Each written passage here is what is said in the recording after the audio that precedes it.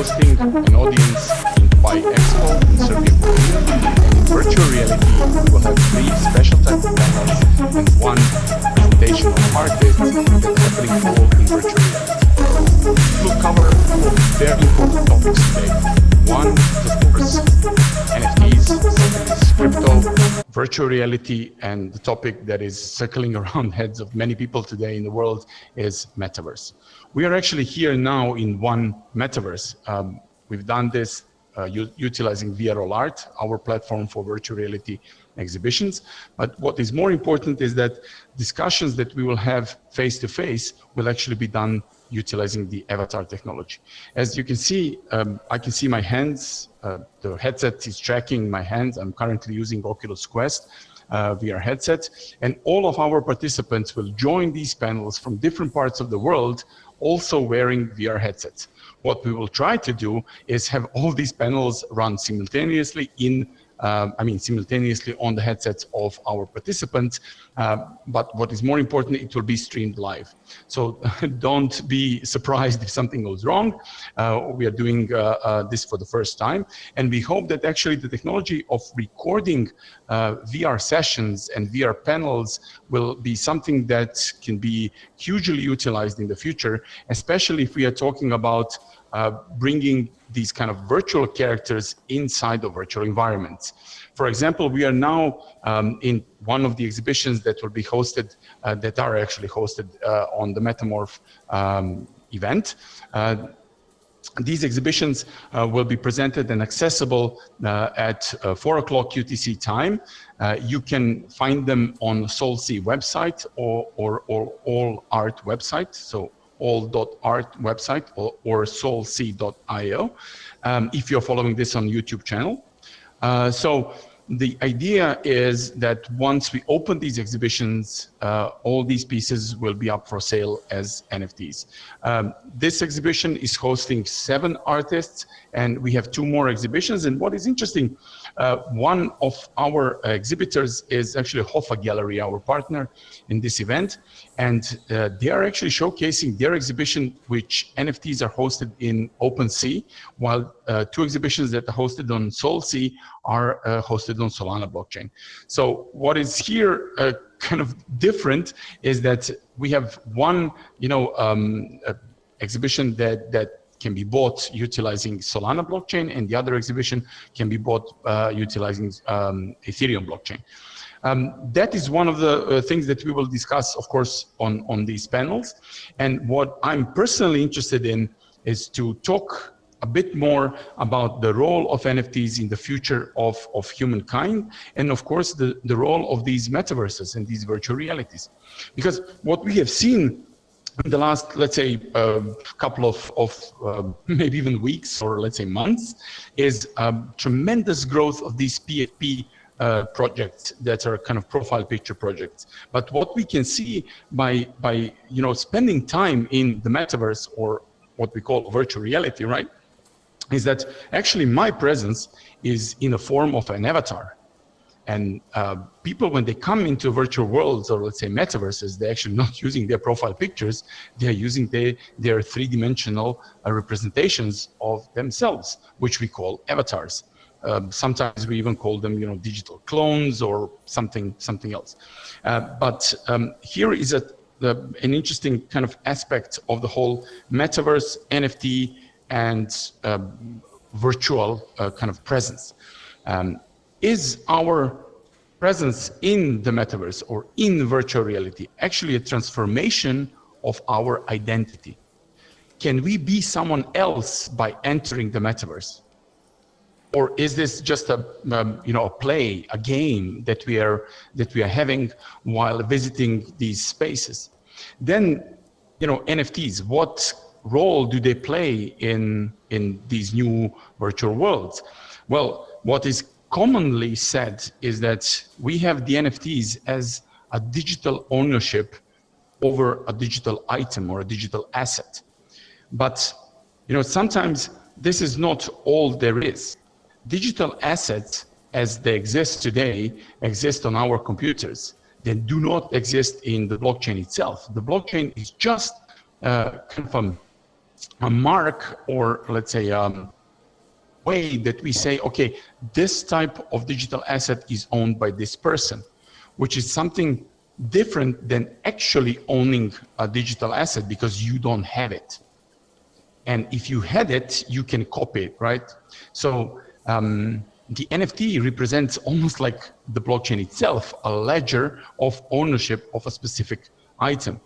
Now, I ask you, what is next for the NFTs? Is this like next, 100,000 or a million of, JPEGs, or these, collections of virtual items, or is there something else? Are we ready for the next step, which is entering virtual worlds and actually having the art pieces in front of us, being able to walk to them, look at them in their real size, and even buy them as real life objects? Now, this is a very important moment in time, that transformation of NFTs from only digital items into real world items is not yet really defined. We cannot know how are we going to buy, a real art piece and claim it as a real life object. Simply, there are no standards defining these rules. And I can also tell you a couple of more important things about NFTs and connection between the real world object and the virtual object. Take an example, museum. Museum wants to digitize a specific artifact from our history. And then it wants to sell you or rent you or even give you as a present this item. Is this item with its metadata actually connected to the real world items that we have in the museums? Do I own a digital representation of this item, or do I have a claim on the original object? And how many of these objects, digital objects, actually exist? So these are, topics that we want to handle within All.Art protocol. This is what we do. We want to define these new standards. For example, license rights.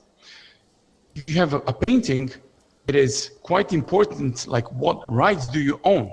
Do I have the right to exhibit this painting publicly in a virtual exhibition? Do I have the right to print this painting and put it out, in a public exhibition, in a real life space? Or do I only own the right to physically exhibit it in my own house or in my virtual house, right? So license rights are not yet even a touched subject properly in the world of NFTs. And what I can tell you from all the discussions that we had with a lot of people from the art market, and of course the whole art space that is moving into the NFT space, is that they don't understand these problems. They don't feel very at ease or comfortable with not knowing what actually they are selling or what they are buying. And I think this topic extends into the metaverse, because if you think that by buying an NFT, you own it in the sense that you can copy it and resell it, that is something that I'm really not sure, that the authors of these NFTs would like. And then the question is, what about derivatives? Like, if I buy something and I own complete IP rights on this piece, can I actually copy this and do iterations on that piece and resell it? Or is the original author holding any intellectual property rights that can stop me from doing this? So these are all very interesting subjects that we want to cover on this virtual conference. And today we will have artists talking about their work in the NFT sector, how they see their future in the NFTs, why do they go into the NFTs when they have the traditional art. We will have Web3 experts talking about the future of Web3, and of course we will be talking about art in general in these metaverses, and for example how the gallerists are looking at it, how the big collectors are looking at collecting art as NFTs. And we will, of course, cover topics about the future of the whole blockchain space and how it will develop. So I would like to welcome you to the conference, of course. Be here with us in the next couple of hours. There will, of course, be a recording of everything that we are doing. So if you don't have time now, you can take a look at these panels afterwards. Have in mind, this is the first experiment that we are having with that type of conference. We will probably do a lot more events in the future. And one of the things that I'm very excited about is actually having, a curator and the artist and the collector at the same time in the virtual space. Because first of all, this sense of presence that I'm feeling now and that you are feeling when you are entering virtual reality is something that cannot be changed with, a web browser experience or even a PC game on a big monitor. This is just not comparable. So what I'm really excited about is hosting these events in virtual reality that will be actually, art exhibitions where you will buy art, but as an NFT. And then we will be connecting NFTs with real art, making auctions in VR. And I hope that this whole, let's say, experiment will turn out into a completely new approach to the art market, to the NFT market, and that we will change the game in a good way, like showing art in its real life form and size is something that excites me. And what we have seen, hosting artists in virtual reality excites them too, because they finally can actually have this feeling of an art piece or even a video work that is not on your computer screen anymore. It's actually there on a wall or there on these TV screens that are inside the virtual space. So all that being said, what I would like to close this, let's say, a keynote with is more questions than answers. This is where we are right now. So we have a lot of things to build, a lot of things to develop before we can actually invite all these different verticals, different industries to join the NFT space.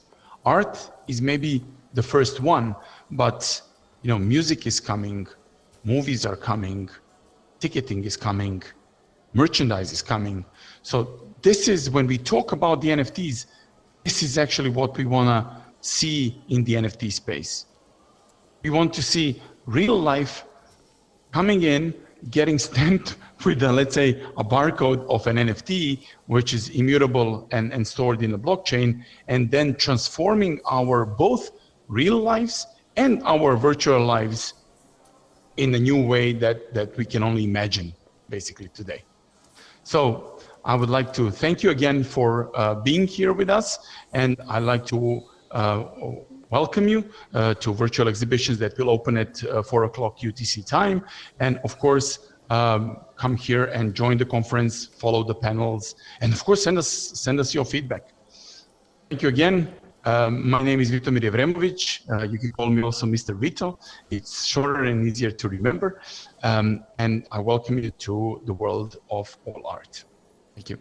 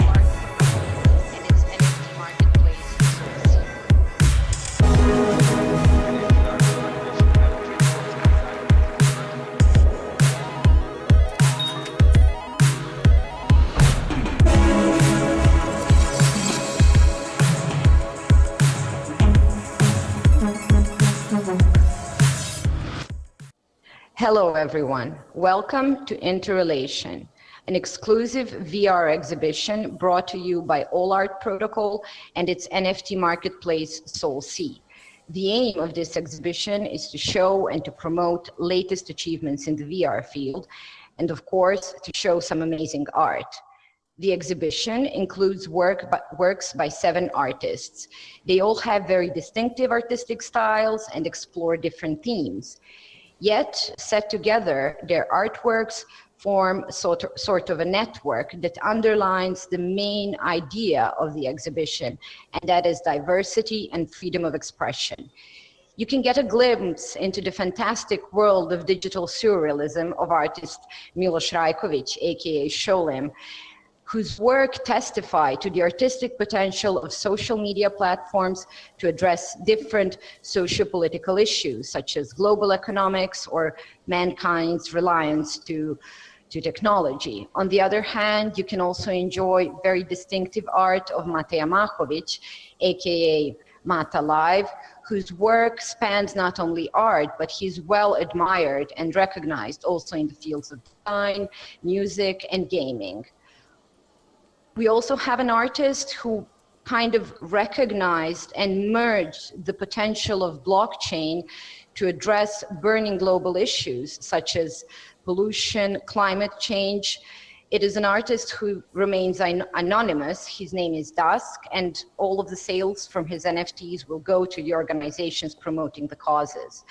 You will also see very playful and quirky artworks by artist who goes by Trotje, who says that his works are sort of an ambiguous but very intuitive visual diary. Finally, I have a very great pleasure and chance to introduce 3 artists who will join us very soon and who will talk more about their artistic practice, but also their experience in working in this field. Finally, 3 of the artists will join me soon, and they will tell you more about their artistic practice and their experience in working on this exhibition. 2 illustrators, Alex Sagaic and Diko Mircelanovic, will talk about their strange creatures and how they are brought to life. And an amazing designer, Dharmar, will tell you more about his 3D design concepts.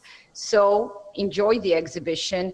Pick out your favorite artwork and find it listed on the SolSea marketplace.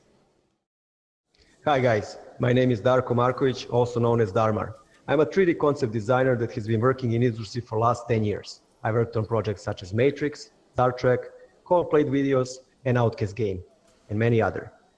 I decided to join this exhibition because NFT presents something new for me, and I think that the future is here.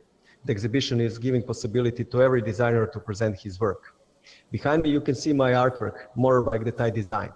It shows everything that I stand for in last 10 years. In these 10 years, I developed a specific style that has a lot of details and a lot of complexity in it, but looks unique. My designs represent 3D in its best aspect. And one more thing, I've been working the last 7 years on a project called Inside 44. You may ask, what is Inside 44? Inside 44 is a very specific project where I designed a whole IP and a whole world in a book that has 420 pages. It's a whole science fiction story.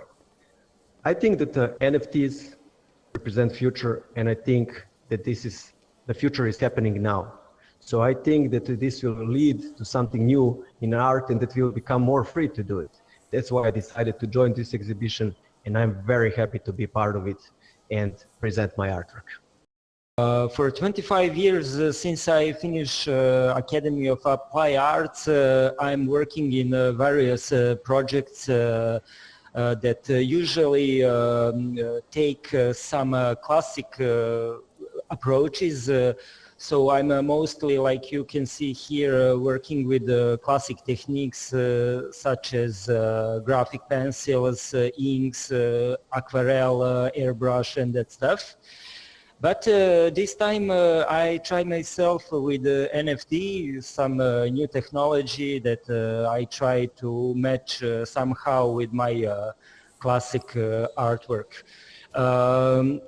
In the pause of working for something that brings me money for life and all that stuff, I catch some time to do this kind of works that I call no-brainers, because I always do that without thinking exactly what it is going to be. So I just start, and on the end it looks good, or sometimes it doesn't look as good.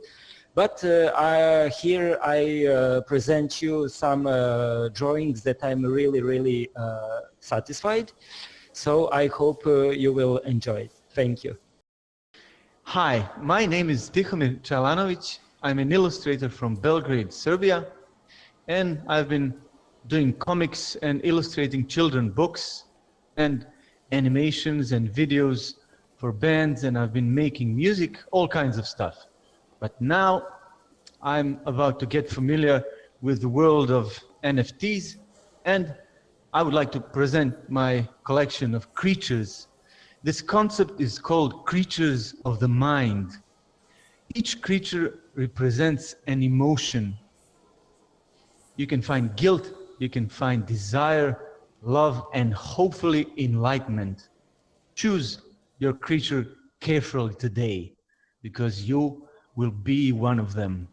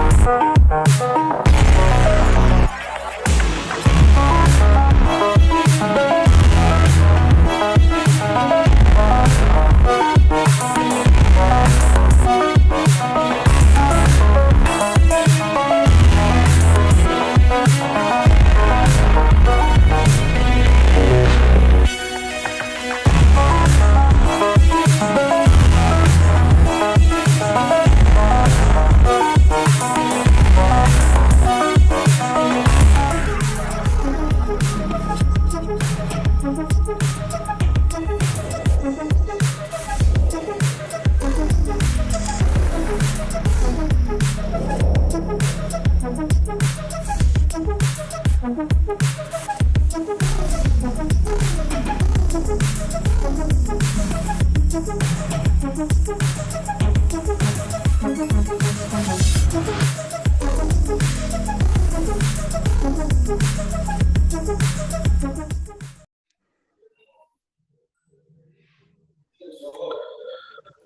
we live?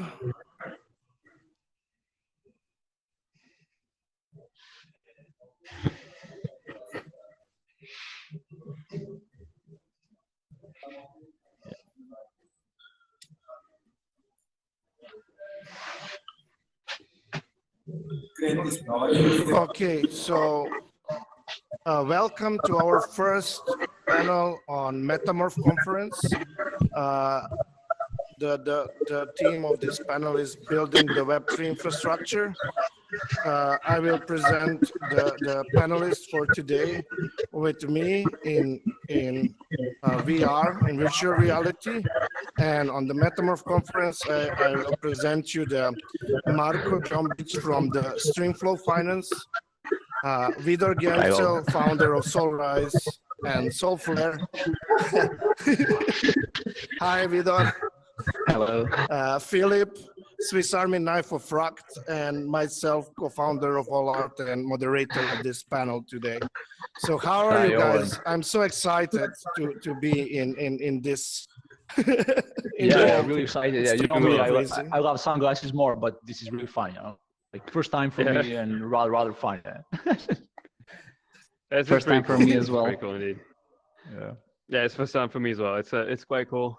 Just gotta get used to it and hopefully not get dizzy by the end of the presentation. Yeah, noisy. Yeah. Okay, guys. So I will shortly present the stuff that you are building on Solana blockchain, and then we can see what is your vision, what is your concerns, and where you see us in 5 years from now. So Streamflow, Marko, I know you and Mauricia, you start building the Streamflow for the tokens on Solana on the hackathon on the end of the summer. So what is your position now? How you see the partnership and what we can stream? What kind of flows we can stream with your technology? Great stuff. Yeah, thank you, Johan. Yeah, great stuff. As you said, yeah, Mauricia started this great app in May on Hackathon, Solana Hackathon, voted with Solana grant, Serum grant, event, use that money to go further. We met actually in November and then started raising, successfully raised one, scaling round one, and now scaling team. We're counting 8 members and then still hiring. Currently, we want to talk about product portfolio or our vision or portfolio now. Okay. Yeah, I'm more for your vision, what we can stream and how, for example, we can use the SolRise product and Solflare later, and how we can change. Yeah, how we can change stuff with Web3. Yeah. Actually, you know, I'm coming from the business side of the spectrum, you know, and maybe this comes from there. You know, if you're talking about Web3 infrastructure, I'm talking about in development of Web3 infrastructure, including Streamflow. I'm thinking of building this bridge between the traditional industries, you know, and the Web3 or crypto. If we're talking about Streamflow finance, we're talking about building the bridge between the traditional finance and Web3. You know, if you're a consumer or a business, because we are big tech, you know, if you're a business, you want your service to be provided in a seamless fashion, you know, at a low cost, you know. So that's your idea. And if you're dealing with large sums of money, with high great value, or any other asset with great value, NFTs, man, you know, you want your assets to be secure, and that's what we're doing. But actually, if you are a business using the application, you don't care about the tech behind. And that's another layer, you know. You just care your service to be provided. You don't actually care if it's a Web3 or Web2, you know, or which blockchain. And the moment we reach the point where the user or a business can be provided with a great service and doesn't know the tech behind, then we are going mainstream. If you're talking about services, Streamflow Finance is not doing actually, you know, mainstream value. But again, we're streaming tokens. It's completely different set of rules, completely different industry at this point. Our first go-to-market is, of course, scheduled payments. If you're talking about scheduled, like you have the payments, but for that, you need to have a good wallet, and you need to onboard like your the companies need to onboard their employees to be paid in the crypto and to stay in the system. And for that, like we have like one of the famous SolFlare wallet on Solana who are doing like updates. Whether I just saw last week that you put the notification for the mobile version. Can you tell us like more about your upgrades and how you will onboard like another millions of users on Solana by using your staking and your wallet? You mean billions, right? I was thinking in next 1 month. Okay, millions. So as we know, SolFlare is one of the most used wallets in the Solana space. And we've decided to put special care into the features that we develop and how we develop them. We want to allow all the primitives to be present within the wallet. And not only that, but also extend that value from not only end users or wallet consumers, but also dApps, because we've identified this gap in the market where dApp providers don't really have a proper incentive to promote a specific wallet. So that's where what you're specifically seeing notifications doing. So all of the dApps are dying for having a direct communication channel with their users. Currently, they're trying to do that through various social media, social networks, Twitter, Reddit or Discord, but a more personal and a more direct line of communication will definitely be much better in general. Notifications are just one of the things that we are working on. We, as I said, want to make the access to wallet as simple as possible, onboard users as easy as possible, and ultimately our vision is that they don't even know that they are using Web3 or Web3 related technologies. I think that's the grand vision. Not only SolFlare, but we actually started building in the blockchain space since like more than 5 years ago, and we built on I guess more than 10 different blockchain solutions. We got Solana in 2020, and we decided to stay there because the ecosystem was very welcoming, and we saw a huge opportunity to democratize services and offerings that we've seen on other chains to make it much more accessible, much more appealing, and much easier to use at the end of the day, which is, I think, one of the biggest friction that we need to get to gain mass adoption, as we all are dreaming about it. Yeah, that's like what I also feel like with our ecosystem with Solana and stuff, as like you said, like for primitives and for the apps that we'll use in the future, that we don't know if it's Web3 or Web2. It's important to have a good interface and to be easy for people in everyday life. And like when it comes to okay, this is like the tokens a wallet, and in wallet you can have like your tokens, but you can have also your NFTs and have like your digital asset of the future. And like, Phil, are you flying or you are here with us? Should we address this elephant in the room? Yeah, flying. Yeah. Phil, are you with us? I think like we need to him. So this is like what it's. I'm trying to land. Yeah. I'm with you guys. I'm just trying to figure out how I can land, but right now I will be floating, I think. No, we can. You can be big in the space. No problem. I am. Can you hear me? Yeah. Yeah. I'll sit. So like, yeah, Phil, like, tell us something like more like how, like, okay, like people, so they will have the stream their servers and everything like with tokens, but it's like okay. Also yeah. I'm not shoulder in real life. Okay, and for SolFlare and everything, like we also know that we can hold now the NFTs and everything, but you made like the totally new derivatives, like you are doing the fractionalization of NFTs. How you see that in the future? How you will get the liquidity that you can provide this service that you are doing at the moment?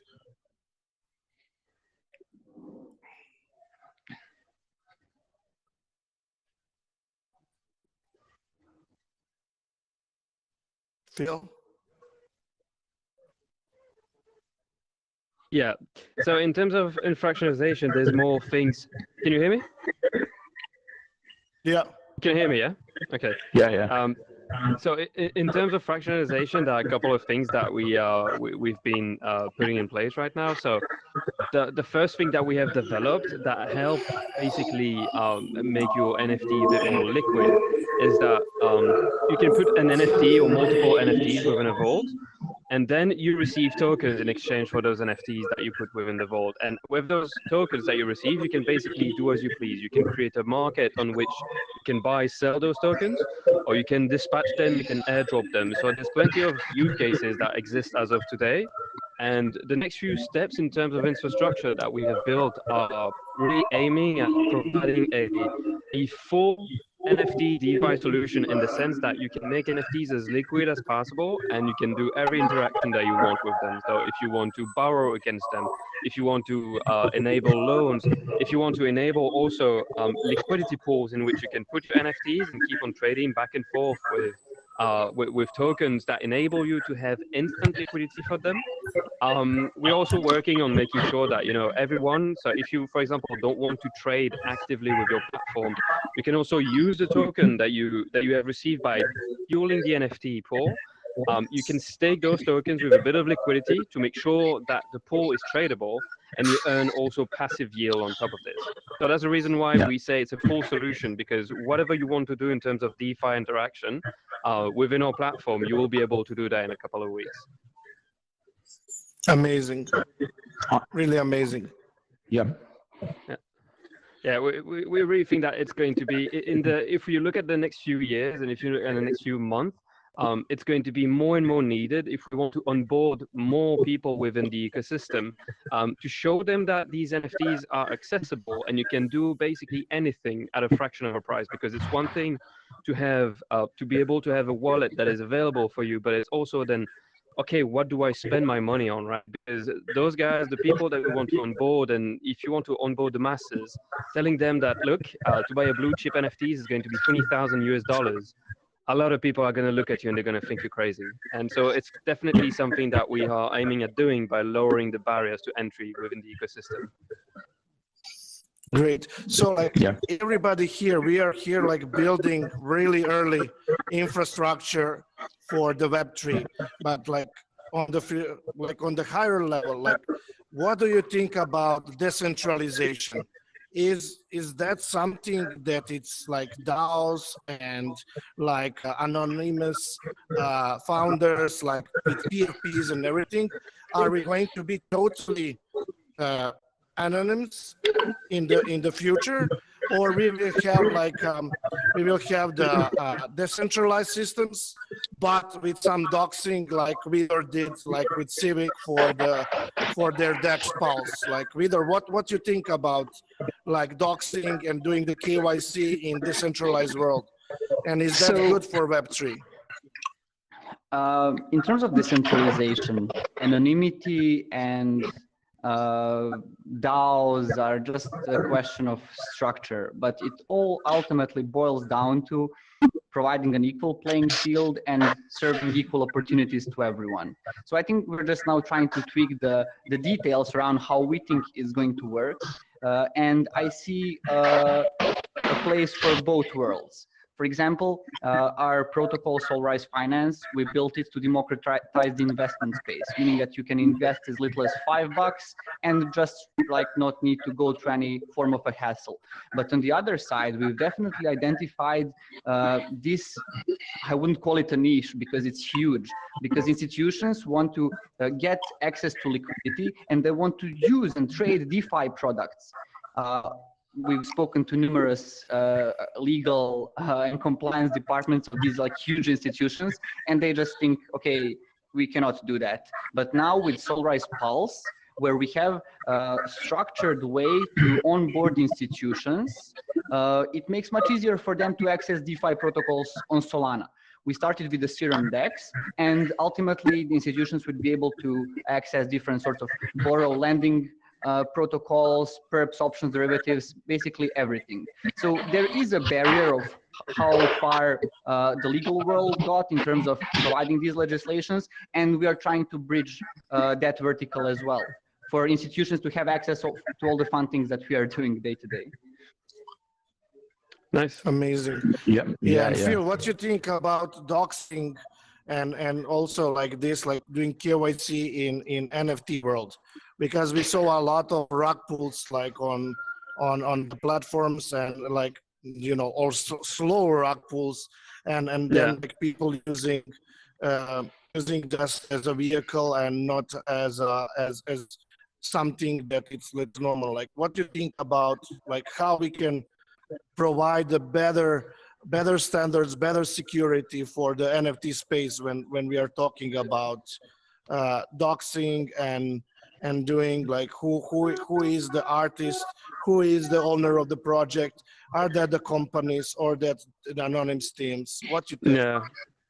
I think it's a very important topic, because like we've seen recently, for example, with the balloons, right? I think it's important that the level of trust is met also with the security of the users, right? Because the idea is that we keep on onboarding people within the ecosystem.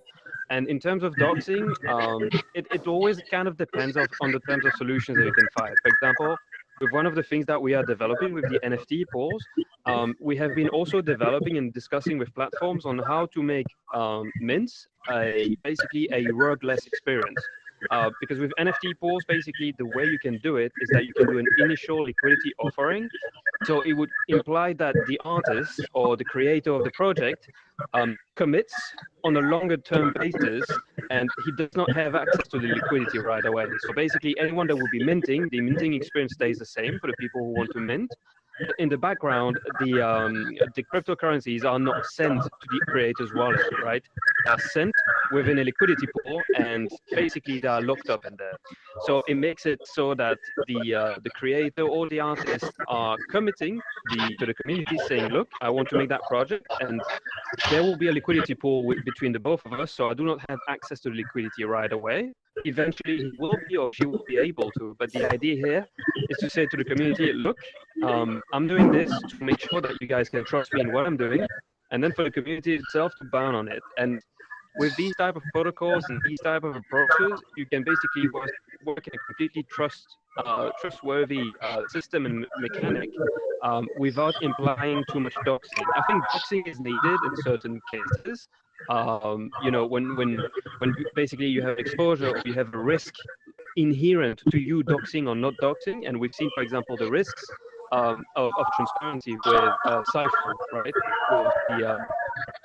With the project on which he was involved in, and nobody knew what he had done in his past, and now we see the effects that it has on the project. I think it's important that such teams, you already at least know where they come from, because then if people decide still to get involved with it, it is their own responsibility. Right.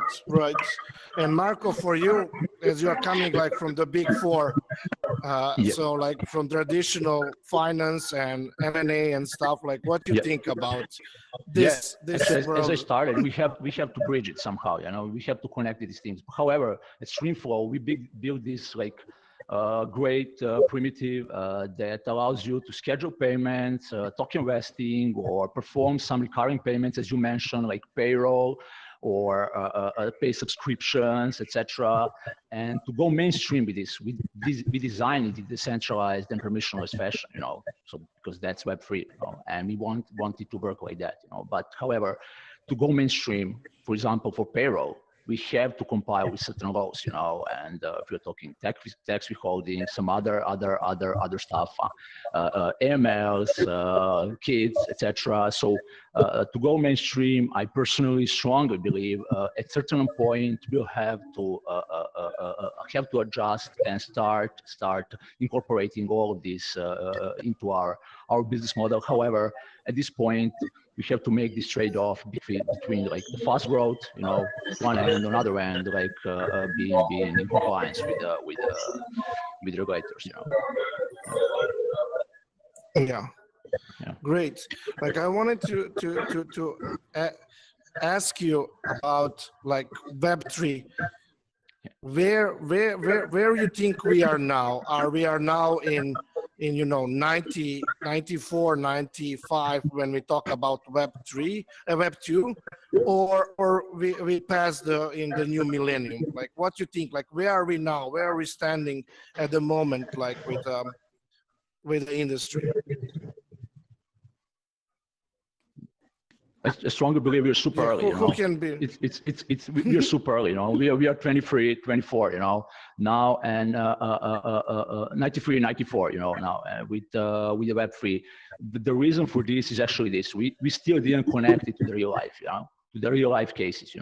Currently it's $1 trillion industry. There are certain cases where our technology is used in traditional industries and by the big corps and consumers. However, we are still building infrastructure, and we are on that level. And this point, strongly believe that we should invest, as you mentioned, into UX, UI.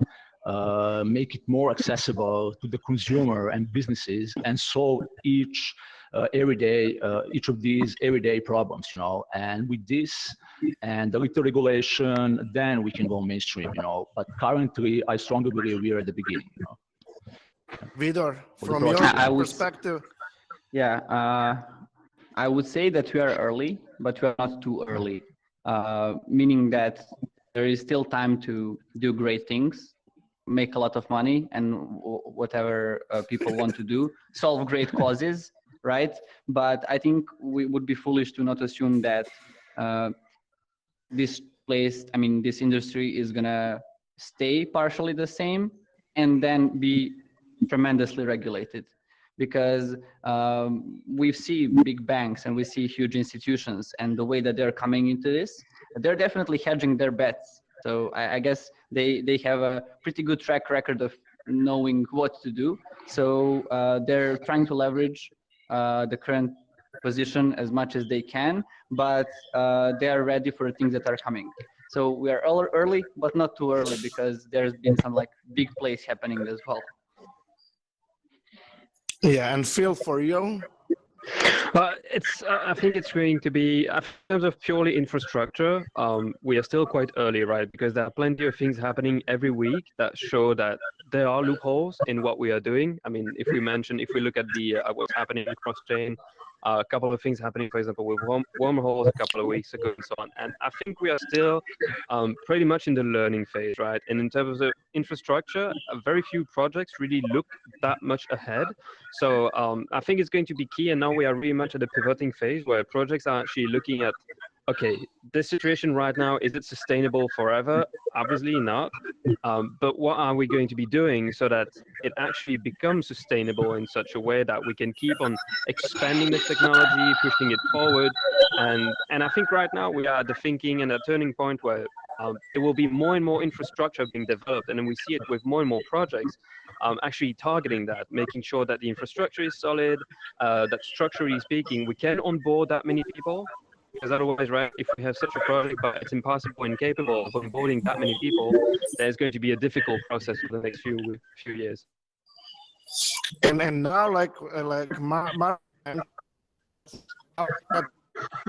you think about where are we now in virtual reality?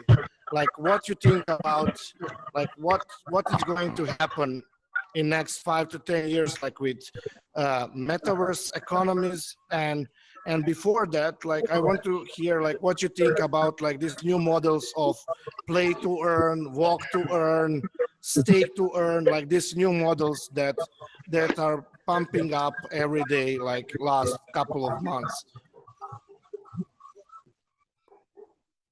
Who will go first?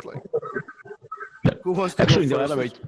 In the elevator, I was talking to Vito, and a couple of years ago, doing a transaction here in Serbia, Epic Games, to a big transaction, and then it was my first time that I really saw what's happening in the world of virtual reality, digital humans, Metaverse, and I was really scared and impressed at that point in time, And then a lot of money poured in in the last couple of years, especially in 2021, in all these gaming, NFT, Meta, as you all know, you're part of the problem or part of the solution, and these things are happening.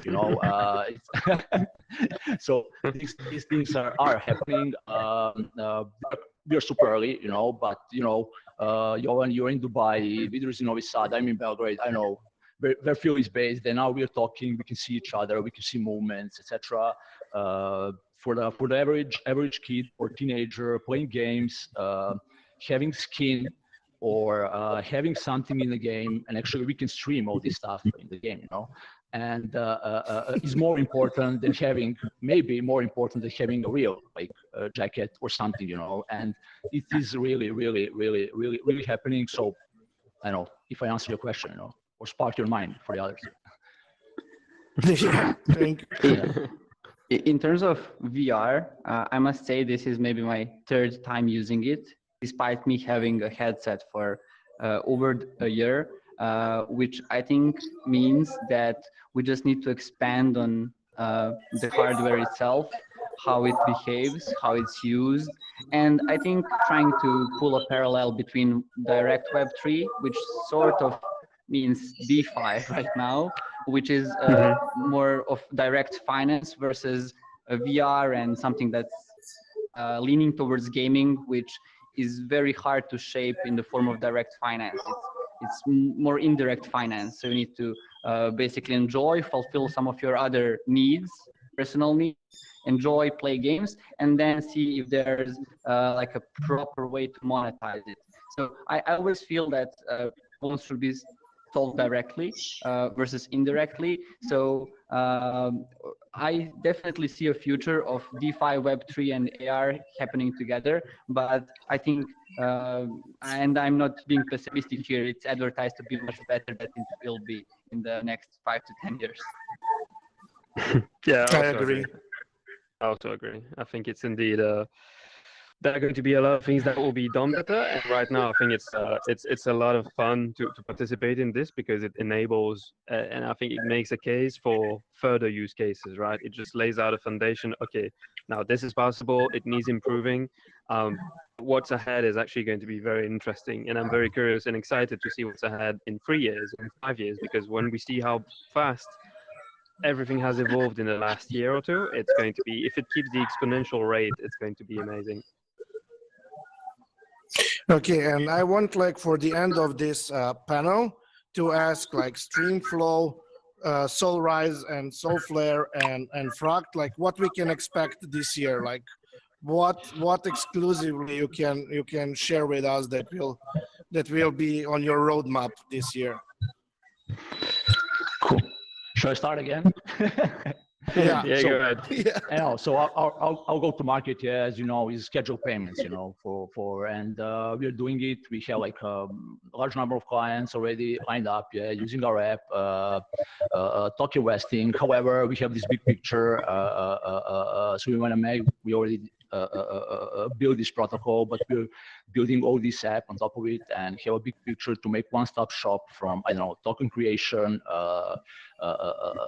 token minting, scheduling payments, token vesting, bag distribution, airdrops, multi-sig, and all of this is already built. However, that's one part of the roadmap, but the other part of the roadmap, we want to,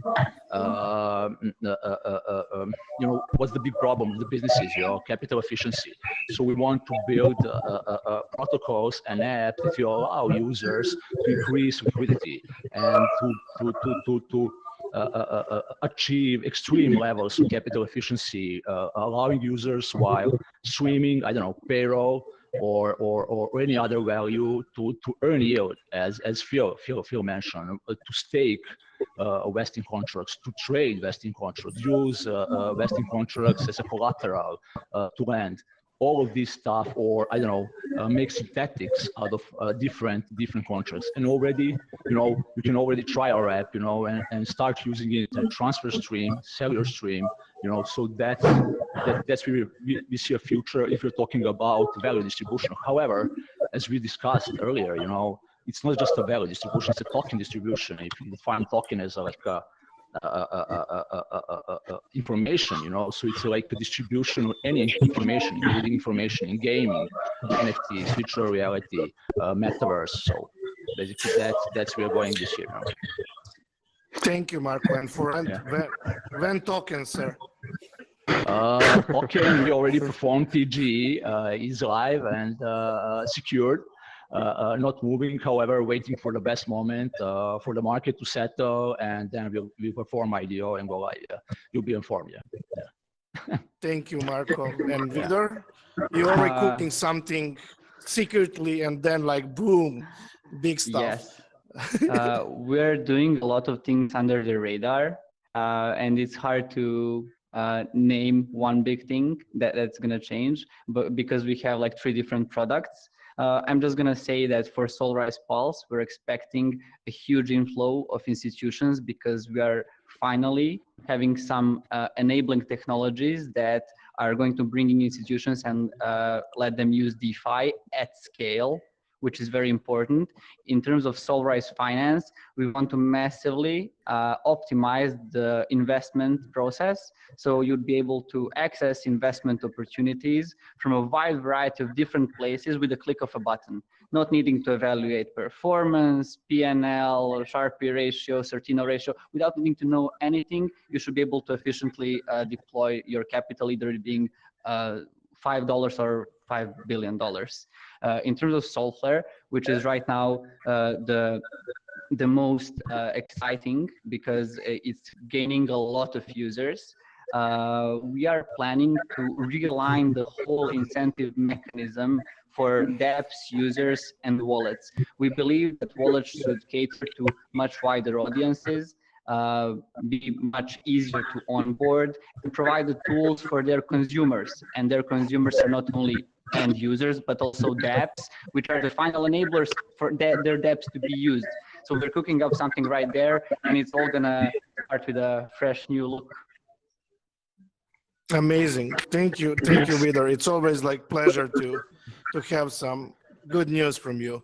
And feel like you are you have the product on live working, but like I think like something it's just coming that will change your way how people see the Fract. So what you can tell us, like what we can expect this year? Basically this year, already next week, so we are going to Moscow at the Solana Hacker Houses, and we'll be doing an announcement over there regarding one of the platforms that will be going live. And that will be basically that will be the start of rolling out the roadmap that we have for the next 4 months. And yeah, by the end of this year, we have the ambition to really be the #1 NFT DeFi protocol in terms of interactions when you want to make your NFTs as liquid as possible. So I can't say much more right now, but the next 3-4 weeks are going to be extremely interesting in terms of tooling. Cool. So guys, I think like for the VR, for the first live and virtual panel ever, I think we did a good job. I think people that are looking us at Twitch and YouTube and here live on Dubai Expo, I will say hi. I don't see them, but people see me here. I'm on the stage. So thank you guys. We become like the part of some small history, and I hope I will host you in some future events that we will be organizing like this, and have a nice day, evening, morning. You know, I don't know who is where on this conference. Yeah. So it was my pleasure. Yeah, it was my pleasure. I don't know, like this is like all for us, like for the people who are watching us on the stream. We will get back like with another panel. So after this we have 2 another panels, and like after this we will open exhibitions, VR exhibitions live that you can buy curated art via SolSea and see virtual exhibition on All.Art. Thank you all, and it was like really pleasure having you here. Thanks for having us. Thank you, Ivan. Thank you, Ivan. Always. Yeah, that was nice. Have a good day. Bye, guys. Bye-bye. Bye, guys. Bye-bye. Bye-bye.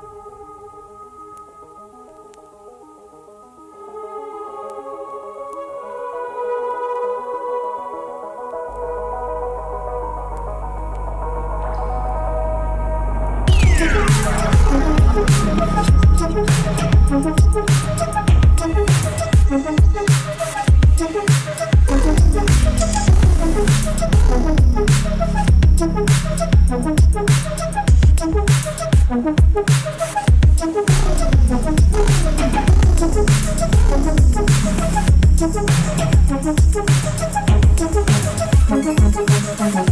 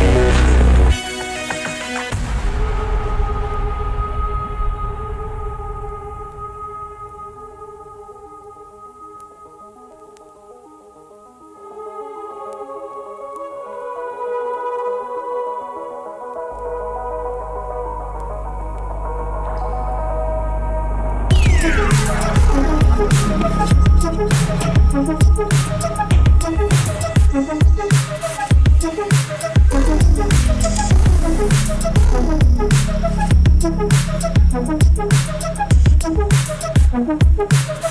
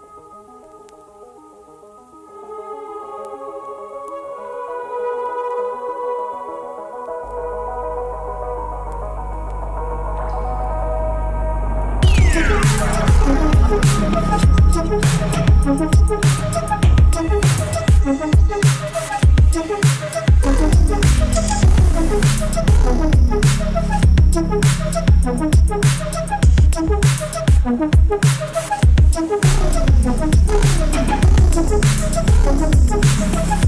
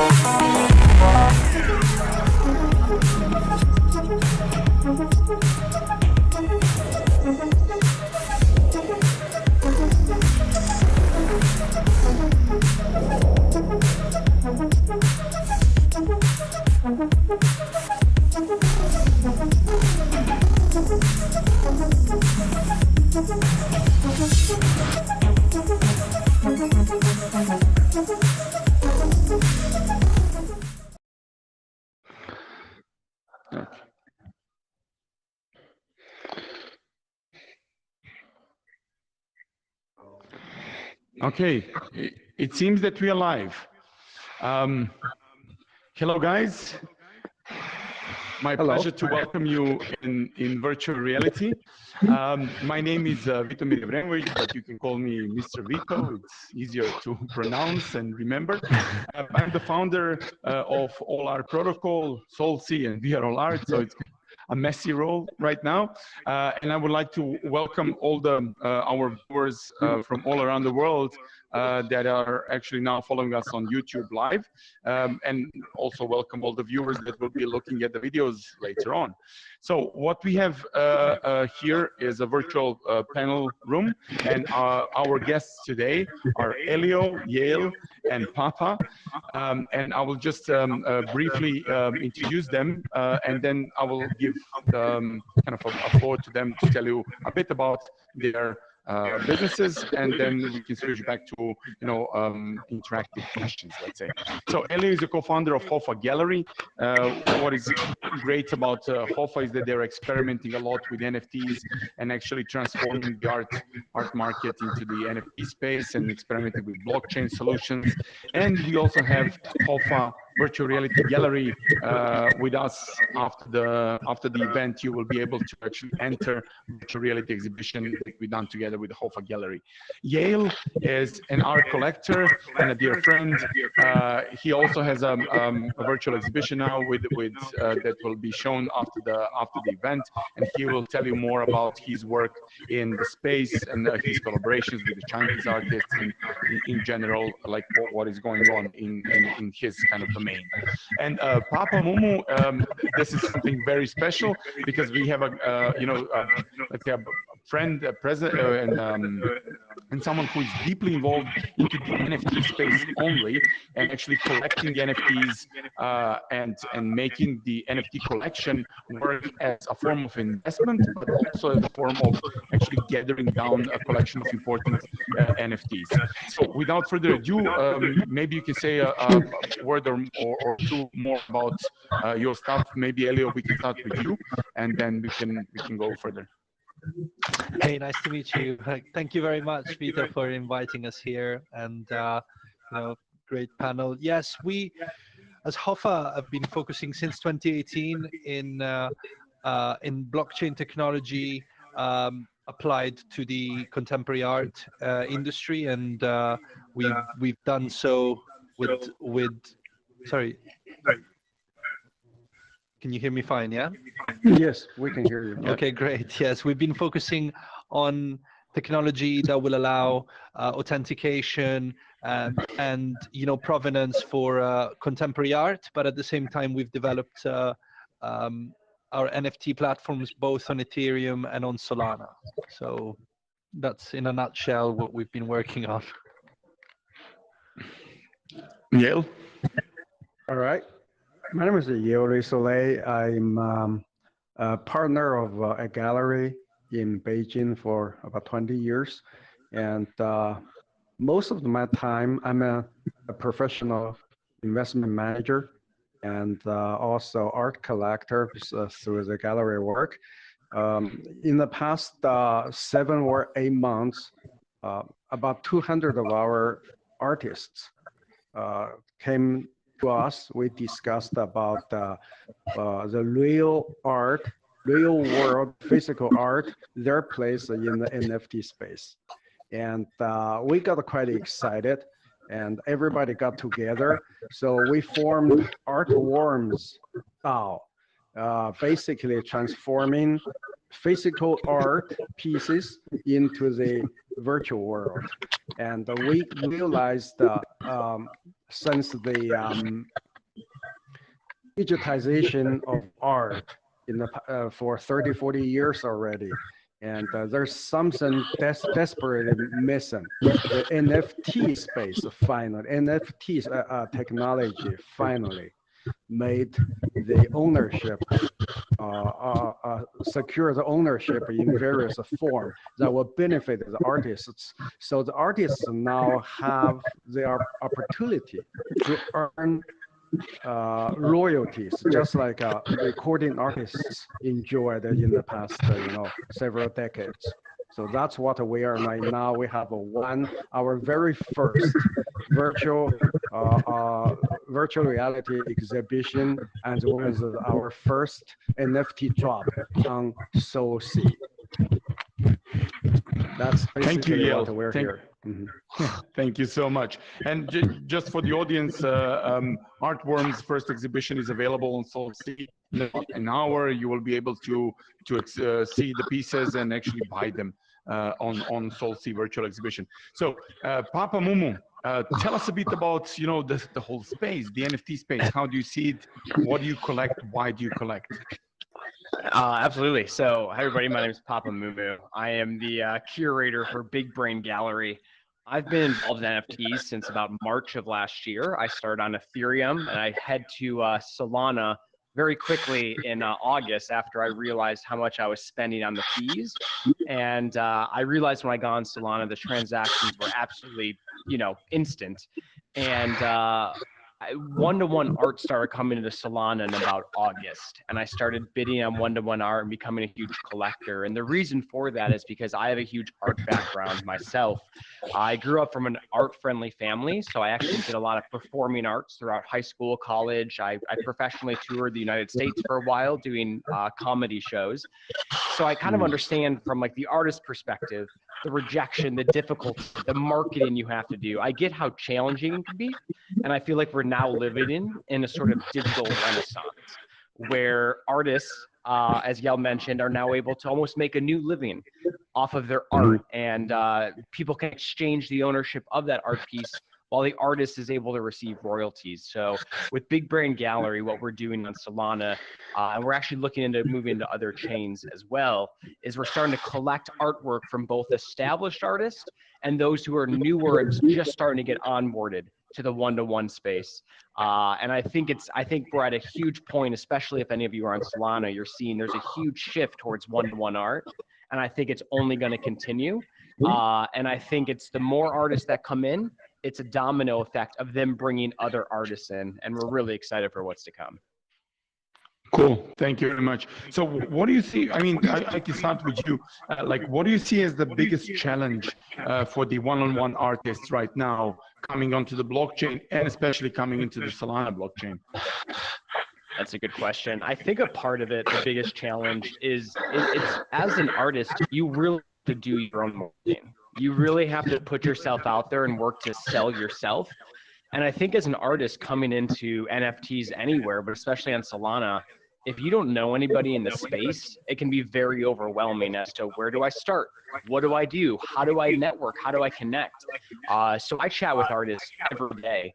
But I think the big thing is forming a community with other artists in the space and sort of using each other to elevate each other up, because it's very difficult to do it on your own. But when you have other artists there to support you, it's a lot easier. So I think the biggest barrier is just like the overwhelmingness of where to get started. And now here comes the important question. Is there a role for a gallerist in the future of the NFT space? Like when you say like artists are coming in and they have so many problems, like, understanding the space, finding the collectors, being in the right community, is there now a space that is, I might say like needed or even, requested? I wanted to answer that question, if we may. So since sure. Yeah, since early 2020 with Hoffa Gallery, actually, we've been precisely doing that. We've been onboarding all of our portfolio of artists in excess of 50 at the moment, and literally guiding them one step at the time. They didn't know what a wallet was at the time of Ethereum NFTs, and we started collaborating with all the leading platforms at the time, from Super Rare to maker's place and so on. And this was very early days. And then of course we developed the platform, and we had to teach them how to mint on our own platform, how to create their profiles. And now with Solana, similarly, we're just onboarding them, you know, getting phantom wallets and setting up all of their minting. And so it is for a gallery now we have a dedicated division that is every day dealing with artists that are for the first time onboarding onto the space. That's exactly what I wanted to know. And Yale, do you see your role as you know, a curator, or as a gallerist, or you know, like as an agent for all of the artists that you are bringing? Like, do you think this is the crucial moment in time for that type of role? Yeah, it is a similar, all three of us in the similar situation, because we work with artists, and in our case, we've been working with them for about 20 years. So some of them are internationally well-known. Right now, the first edition, the first series we are dropping, those are the people who have success with auctions houses like Christie's and Sotheby's. But all of them are in China. And you know, cryptos and all this access were forbidden in China. So, but this is the future. Everybody understands that. That's why we formed a DAO, Decentralized Autonomous Organization, and they are the members and owners of this organization. So we give them additional incentive, not only helping, just like what you have already been doing, this two gentlemen here, and we are creating basically a membership holding in this whole organization. And more and more artists are talking to us, wanting to be part of that. So we're pretty excited. This is a really resonant among the artists community, and this is the future. And so we have quite a few of those, we call it the bigger name people whose auction works usually command about a quarter to $1 million. They are signing up as well. Yeah, I wanted to add, Yale, absolutely. Well, Vito and the team of All.Art is aware. In January this year, we launched Artem Coin, which is a token dedicated only for creating community within the art world. So we actually have now 4,500 users and members in Hoffa DAO as well.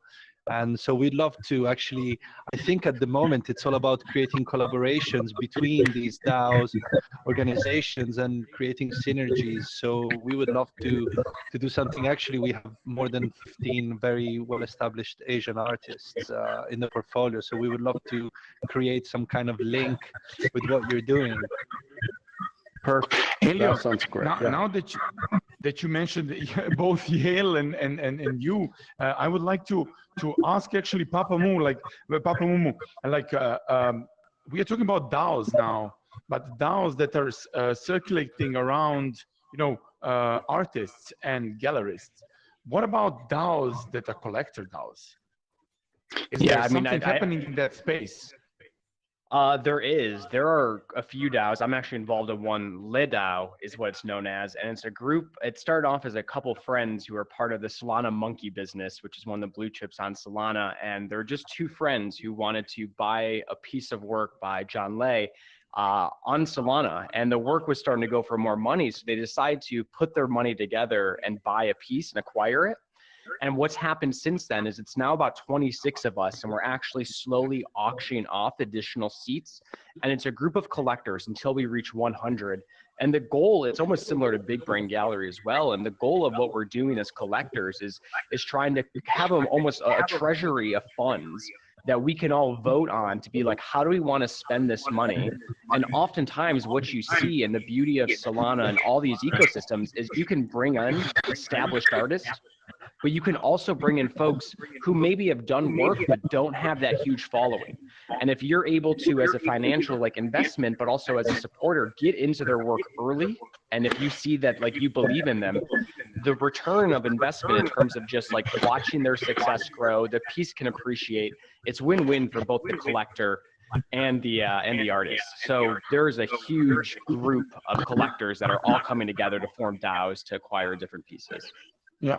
Yeah. Can I, before we continue, may I ask all of you just to turn a volume of the headsets a little bit down, because there is a lot of there are these buttons, just a little bit. All right. Is that better? How about that now? How about now? Yeah, I think it's better. Yeah, No? better for me. Okay. Quieter? Yeah. It's a lot better. Wow, it was terrible. It was great. Yeah, Well, because I wanted to mean, say that obviously when I said about Artem's allowing access to DAO and the 4,500 members, most of them are collectors. And then of course, automatically the whole Hoffa portfolio of artists got tokens which allow them to enter the DAO.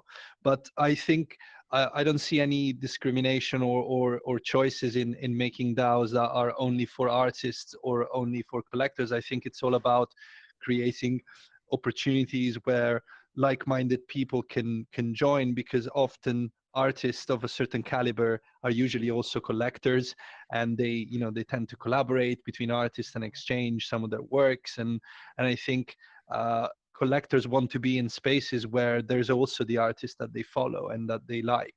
So I think that's the whole beauty of the gallery world, is where collectors and artists meet. And I think that really the future of any successful DAO will be a platform that allows that connection. And like both of you said, obviously from an artist point of view, the royalties is by far the most important and the most innovative element. And for collectors, the fact of being able to, for example, you don't have the finances to acquire something that's very expensive, and you create a collective where you want to make certain purchases and acquisitions within the fine art or the NFT space.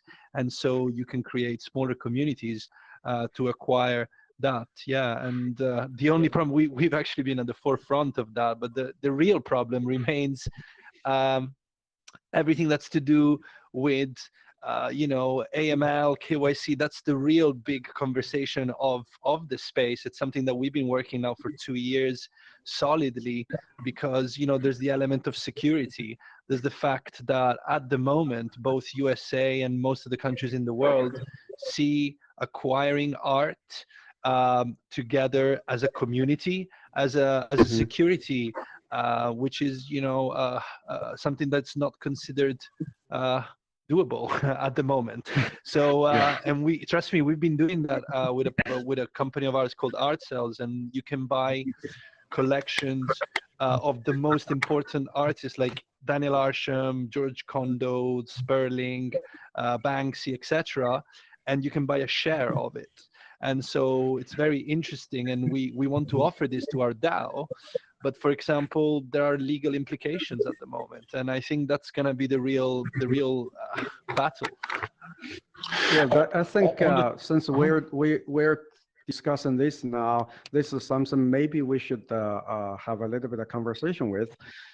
Originally, in our DAO governance, we are offering the collectors, whoever buys the NFT, a certain amount of our DAO token, WZ. But clearly, just like Hoffa just mentioned, and here it's a security issue. Some platforms might have an issue with their local authority, and so how are we going to address that? That is why we have not promote that says, hey, buy the NFT, you get the DAO token. Right now, the DAO token is just distributing among the artists. But we would like to create both artist and collector community and the whole. and provided the incentive to everybody who's involved in building such a community. But there's another element we think that could be applicable is physical art, because our artists primarily right now, all of them are creating the actual oil painting or mixed media paintings, and the difference between the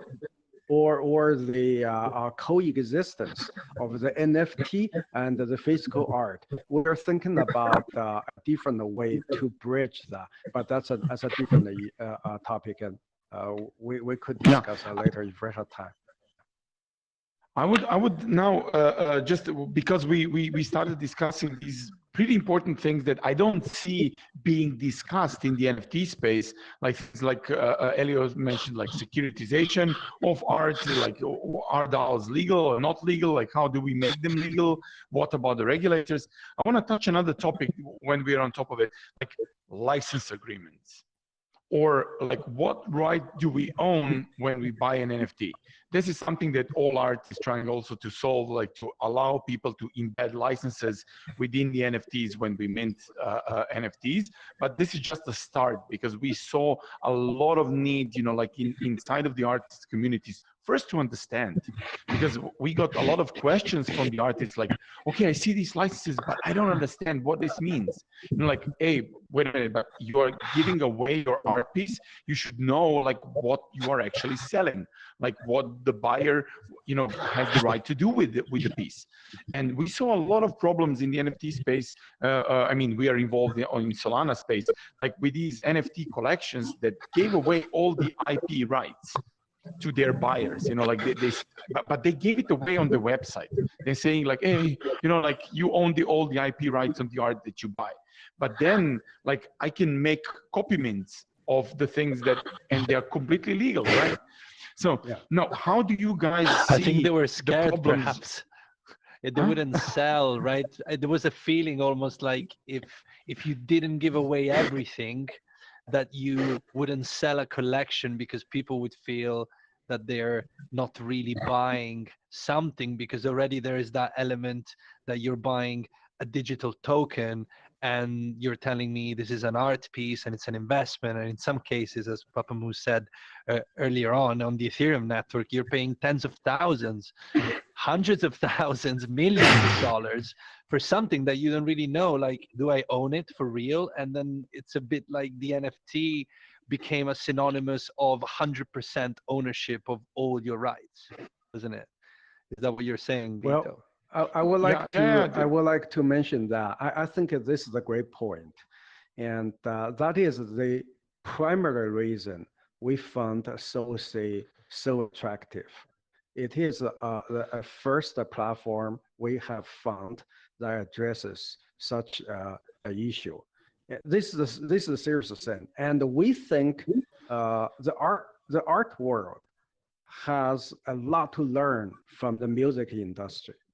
So once you think in that way, and all of those doubts, basically, that goes away. You buy a CD, you buy whatever limited collection or anything, but you never, you know, own the Elvis song. It is Elvis Foundation. So that has been normal for decades. And in the art world, that has not been addressed. So this is the time, because of NFT, the emergence of the it's because in the art world, right? In the art world, when you're buying an expensive piece of art, you know, the whole point of it, there's the element of investment, which doesn't exist in the music, although it did exist in the 50s, the 60s, where you were buying a collectible vinyl. And if you had that rare vinyl, you could basically resell it. And then the element of collectibility was almost lost in the music industry. Whereas in the art world, people collect a piece because there's the element of reselling it freely.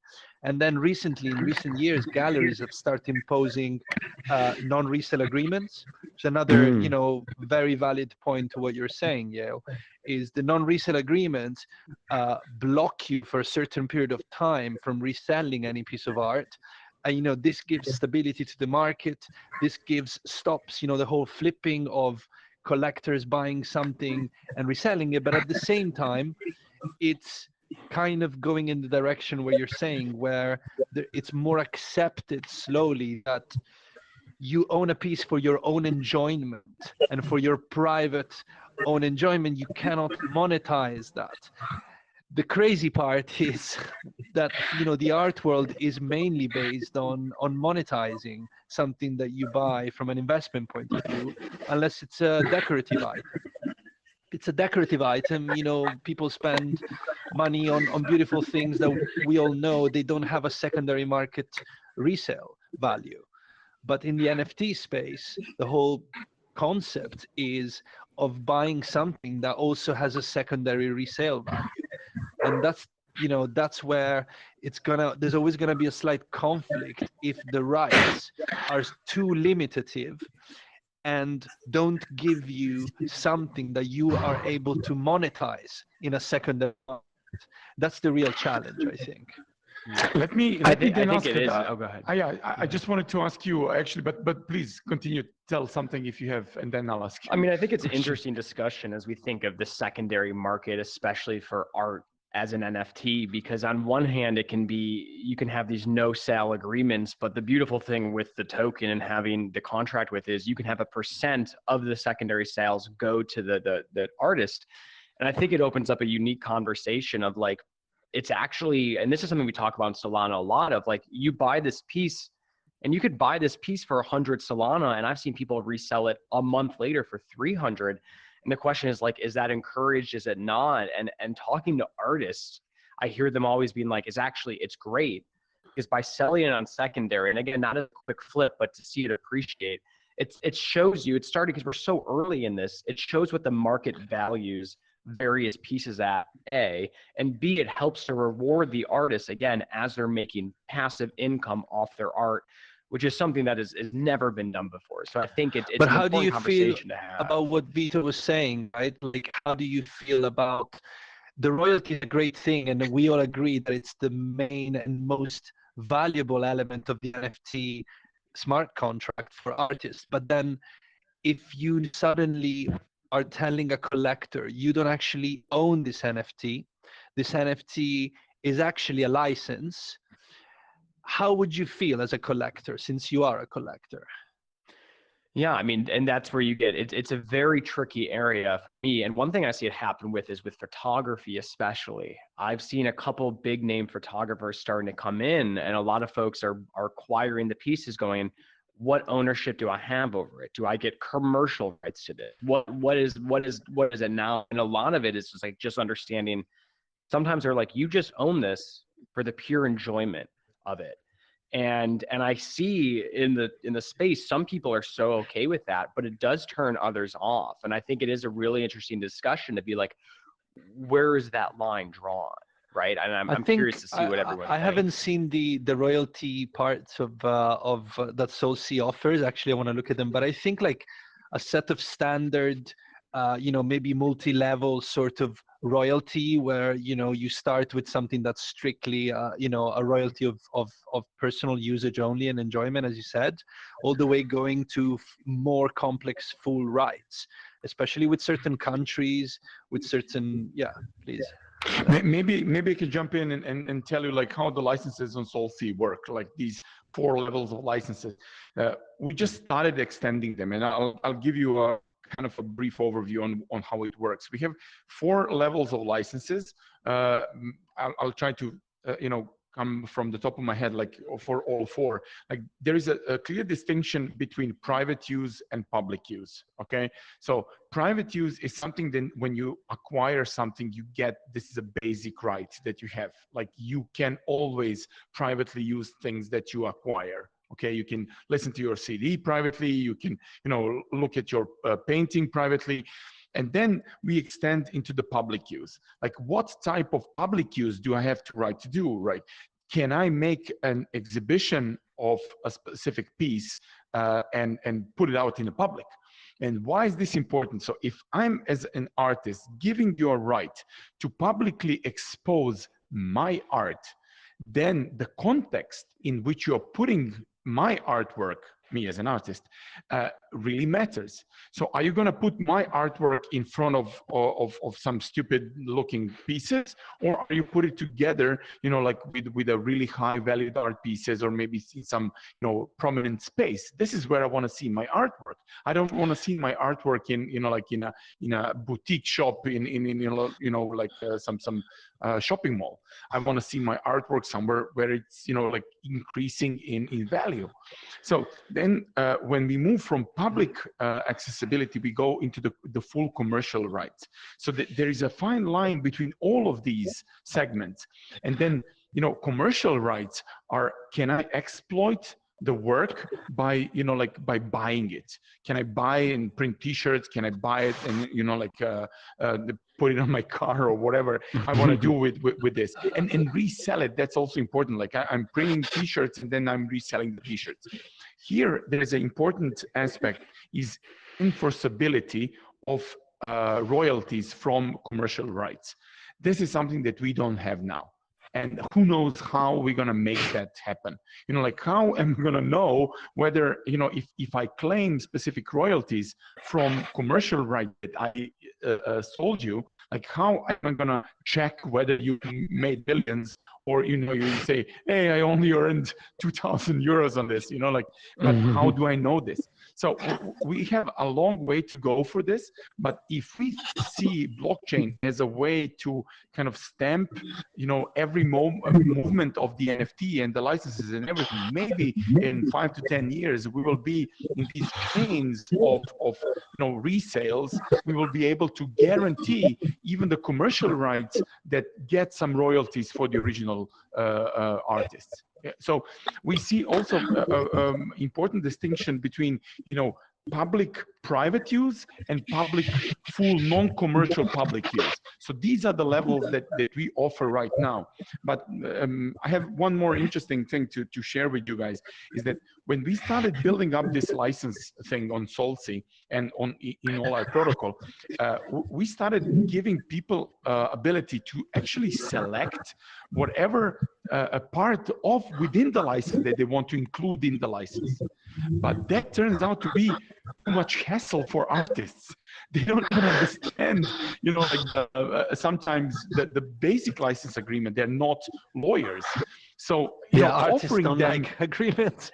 Yes, they don't like the agreements. So it's very difficult for them to actually get deeper into the topic, like, hey, I'm giving you right to exhibit my piece in your private home and in the museum and in the gallery, but not in the public space of a square, for example.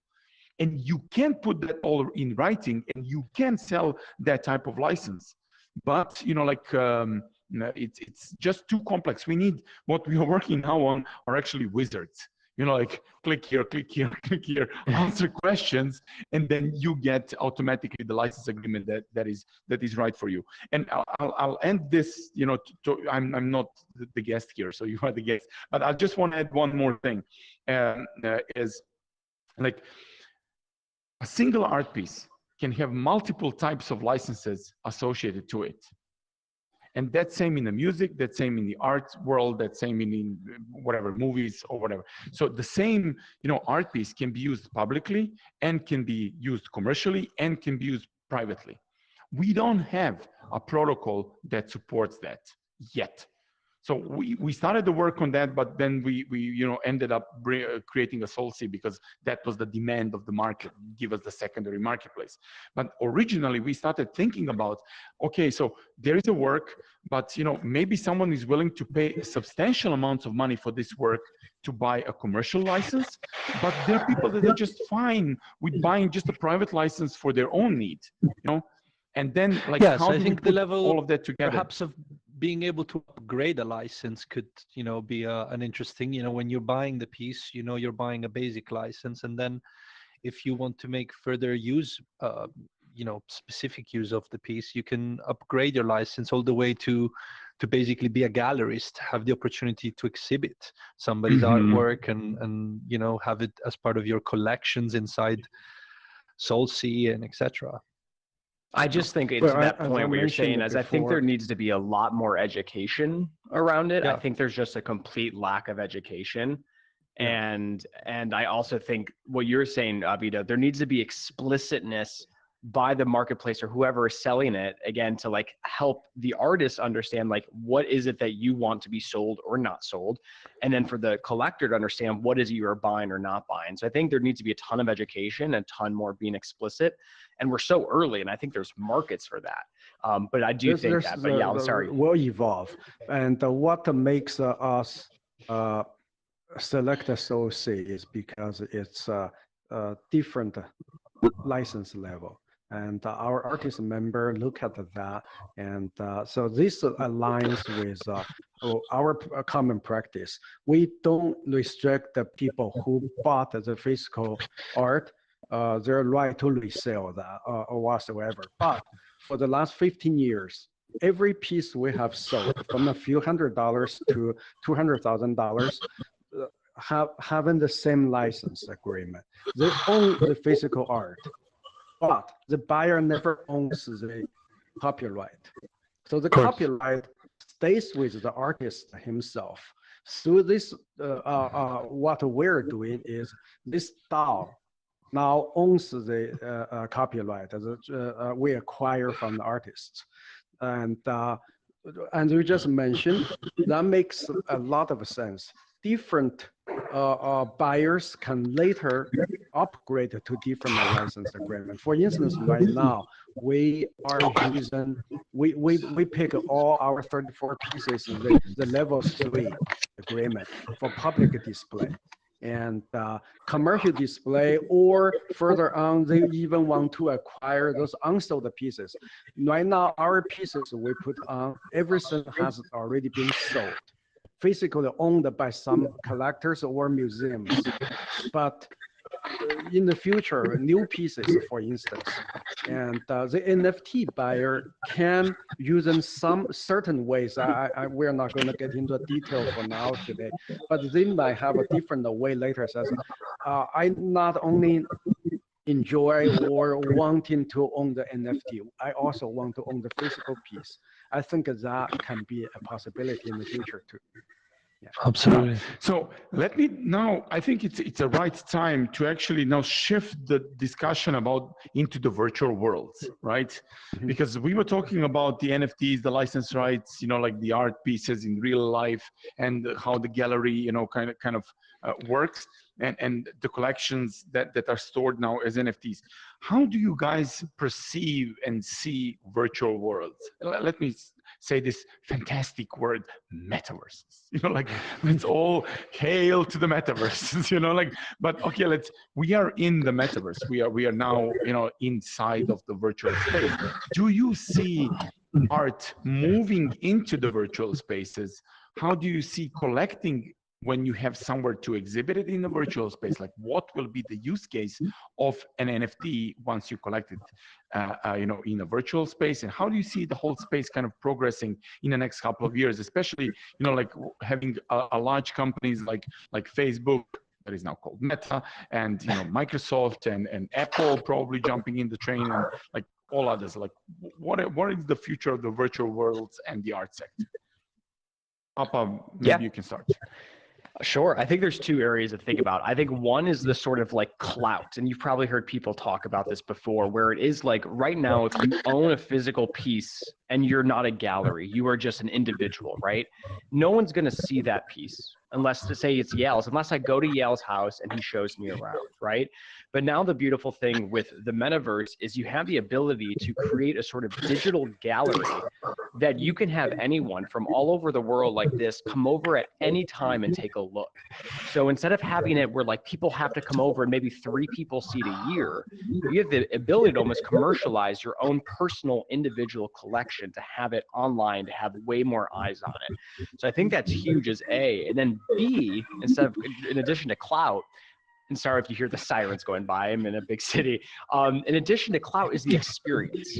Right now, if you buy an NFT, a lot of people just have these pieces of art sitting in their phantom wallet. And so much of how you experience art is the actual experience of whether it's in a gallery, walking into the room, if there's music playing, seeing it next to other pieces, right? And I think it's giving collectors and gallerists and a lot of folks the ability to really think, now that we have these pieces of art, what do we want the experience to be for the viewer? And I've seen a few galleries, and this is a beautiful example where it's super engaging. It's something that people would want to come to. You can really toy with light. You can toy with texture. You can toy with sound. And I think the more people that really lean into that, the better. I completely agree with Papa Mumu.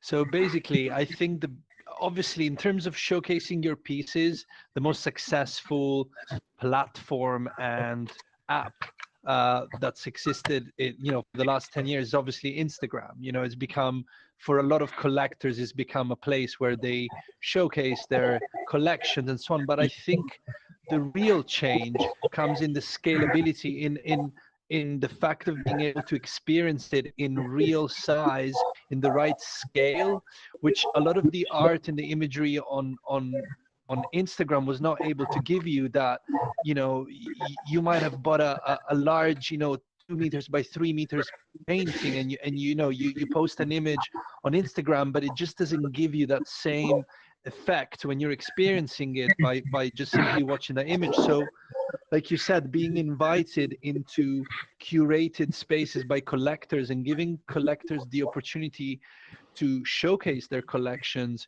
in a certain way that gives other collectors and like-minded people the real experience of what they felt when they bought and acquired those pieces. I think that's next level. And I mean, I have to agree also what you said. The experience is the most important element, which obviously Instagram was not able to offer, because commenting and so on is not the same as being invited in a metaverse space where you can really experience the collection, the same one that SolSea has created now. After this talk, there's pretty amazing. I was walking through the exhibition yesterday, and you really get to see the frame of the piece. You get to see it from the side. You see the size of it. You kind of get whatever the artist wanted to transmit. I think you are getting it at a good 90%. I think it's pretty amazing. Mm-hmm. Yeah, actually, I can maybe jump in. Address the two very important transformation from the traditional art to the virtual world. The virtual world actually has happened ever since the computers are capable of processing images and the scanners and so on and so forth. And that created the very first problem was, digital rights, or the rights of that. Before, you own a piece in 18th century, that's your art. And now the same piece of art can be showing anywhere online. You just right click and save. So many of them, just precious ones, are held in their basement, in their vault, in the bank. And so the NFT comes along, not ascertains the proper digital rights or the physical rights or any rights to that. And as you mentioned, so that's a major improvement. And that is very, very attractive to both, we believe, the artists and the investors, the collectors. You don't just buy a piece of JPG file anymore. You actually you're entitled to the ownership of that piece of art. But Hova just mentioned, and the VR came along. The Metaverse came along, just like right now it's four of us standing here. We feel like we are in this space. There's basically almost no difference. The experience, looking at this wonderful, wall here, and when you can enjoy your art, your 2 meter by 3 meter piece of art, almost the same way. That is a totally different experience than a 2-dimensional or a small phone screen. you have Yeah, been absolutely. given, You're right. in the I past think few years. So it gives a huge. we really think, whether we like it or not, this is where the world is going. Yeah, absolutely. I think until there was really this level of metaverse experience, I think people were struggling to understand the real value of digital art and NFTs and where it can go. And now that you see it like this and you realize, wow, I can actually meet with like-minded people, collectors, DAOs, artists. I can, have seminars, exhibitions, and experience it. So, there could be a great show from Perotan in Tokyo, and you don't have to fly for 48 hours to go see it, because you can just be there, and be invited with some of the most, important collectors from around the world, and see at first hand some of the world's most incredible creations. Yeah, absolutely. Let me tell you one thing, but Papa, I also want to hear your opinion, of course, on all of this. But what we did when we were developing VR All.Art, okay, so we did some research. So we did research at the university, actually that's a laboratory for experimental psychology, right? So we compared real life exhibition to a virtual exhibition, and compare that to looking at the art pieces on a computer screen. Like, people were standing in front of the computer screen and through the art, browsing through the art. And then, there was a big study actually happening. What we did in VR All.Art is that we kind of cloned the exhibition that existed in real life in the very, smallest amount of details in virtual reality. Like all the frames were the same, the height of the images, like everything was the same. And the gallery was also 3D scanned, so it was like. And what turned out is that we got no significantly measurable difference between seeing art in real life compared to virtual reality. Where there was a significantly detectable difference in seeing art on a computer screen. And we are now doing another study with them too. They will be experimenting with a lot of different things in VR. But here, I want to stress out one more thing, and then Papa, I will turn the mic to you, Mike, like virtual mic. Is that when we started VR All.Art some 3 or 4 years ago, when we started developing the platform, what we found out was that the first impressions of the platform were not so good, because we used, not a realistic lighting. We used, like kind of a gaming lighting, and we didn't do light calculations in what we call in the computer science global illumination. So as soon as we moved into the spaces that had great details, like the floors were the right texture, that the lighting was done in the proper way, everything, people stopped worrying about the space and they focused on art. And this is the moment that we realized that in order for people to understand and appreciate art in virtual worlds, we actually need to give them, photorealistic level of virtual worlds around them, so they stop worrying about virtual world and they can actually say, okay, I'm in a reality almost, and now I can go in and focus on the piece itself. And this is what we found out. So that's why we are so focused on bringing these tremendously, realistic virtual spaces, so that when people get in, they don't feel they're in a computer game, they don't feel they're in some blocky metaverse, they actually feel like they're in a real gallery, in order for them to relax and actually see the real art. So, Papa, how do you see collecting versus, like, if you're collecting NFTs, like, are you thinking about exhibit and moving from a collector into a museum or a gallery, or like that, or? Absolutely. I mean, it's something I think about both as my personal collection and as we do the collection for Big Brain Gallery. And I think one thing I'm seeing a lot of collectors do on an individual level is there are a few websites where you can create a small mini gallery that if you go into it, it's exactly as you said. You have to have it as close to reality, because the minute someone puts on some virtual headset, for example, which not everyone's going to do, some people will do it on their desktop, but the minute you put on a virtual headset, there is this amazing moment of childlike wonder where you're looking around in awe. And the goal is to really have people focus on the art. And the more you really hone in on what actual galleries in the real world are doing and doing well with the lighting, the texture, the height, and all of it, the more you really focus on that and try and bring that in, the less everyone is just like taking in the fact that I'm in this virtual space, and the more they're able to believe it and then just focus more on the art. So for me personally, we're definitely looking with Big Brain Gallery, for example, as we acquire these pieces, where is a gallery that we want to start putting these up? And then there's all the work that goes into what is the lighting? What are the different rooms? Do you want music? Because the experience of how folks, take in the art is so important. So it's something I'm constantly thinking about as a personal collector and for the gallery. Papa, no need to worry about it. You come to us and then we will give you everything you need. It's incredible. I mean, this is, as you can tell, you see me probably looking around in the middle talking because I'm so amazed.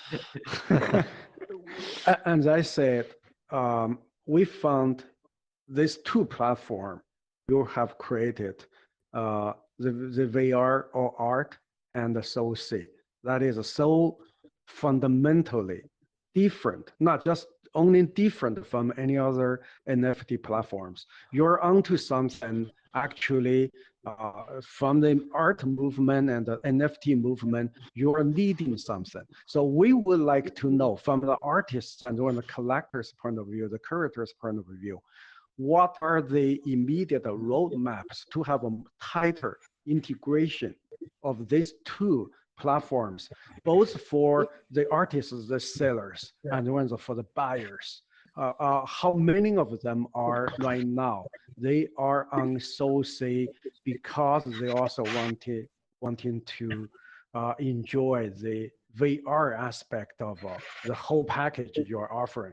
Probably, I guess many of them don't even know, but I don't know that yet. And I'm saying this because we're a little bit different from many other NFT artists. We actually have those physical big pieces. We have pieces that is 2 meter wide. We have even some pieces at this time we're not offering that yet. Those are the 8 meter pieces. So that is what really attract artists like ours.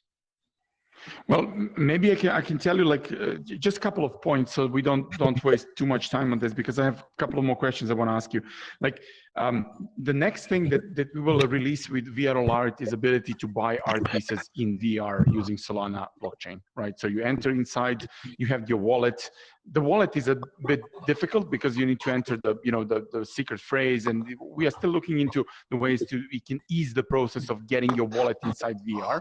But basically, you approve a transaction directly in VR. You come to the piece, you go to exhibition and you buy a piece directly or bid on a piece. So this is coming in very, very shortly. And then we see that events are what makes all the difference, right? If you go in alone in the gallery, that's one type of experience. We should not underestimate this, because it feels differently when you go alone, and then you can spend some time. There no one around to bother you. But there is also a moment of interaction, of community that gathers now in these virtual environments. Like the 4 of us are here, and then we are kind of having a good time. And then if you imagine yourself being in an exhibition, then it's a completely different time that we are spending inside of that kind of space. So we are moving into this direction of, first of all, enabling people to actually go into VR and utilize the blockchain and NFTs. And then the second thing is to bring in these communities in the events in VR. And I think this is a very important moment. But it also comes down to the point of okay, is this, business-wise, is this something that is better than, making a marketplace for 10,000 PFPs and then just trading them? Or is it do traders actually want to get into the VR? They don't care? Or, what is the trader versus a collector? And this is something that Papa might say more in the future. But I want to, the end of this panel, I want to dedicate to one important talk, and that Hofa and Yel mentioned, is that physical art and digital art and the link between these two. What happens? Are we ready to transform the real art into an NFT or a digital version of it, and then send the physical art, or maybe keep it and hold it for a collector? Like, how do you see the progress of the space in that kind of cycle? Well, I wanted to answer. So we've been collaborating with a company in Switzerland called All.Art Technologies, which already 2 years ago was able to offer us through a mobile app the ability to scan a work of art that you collect as a collector or as a gallery to ensure that provenance is intrinsically within the blockchain and placed and time mapped, and creating basically effectively a digital passport for the artwork, right?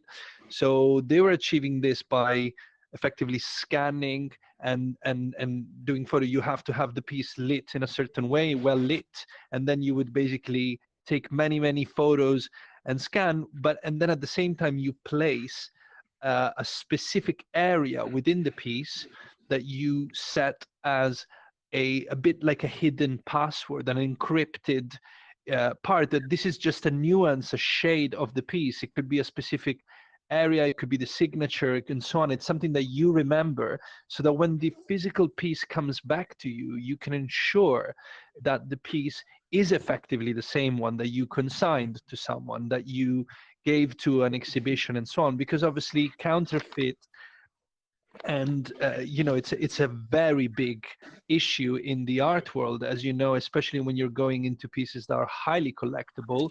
There starts to be always the element of a fake. Was that the real piece that you consigned to someone, the one you got back?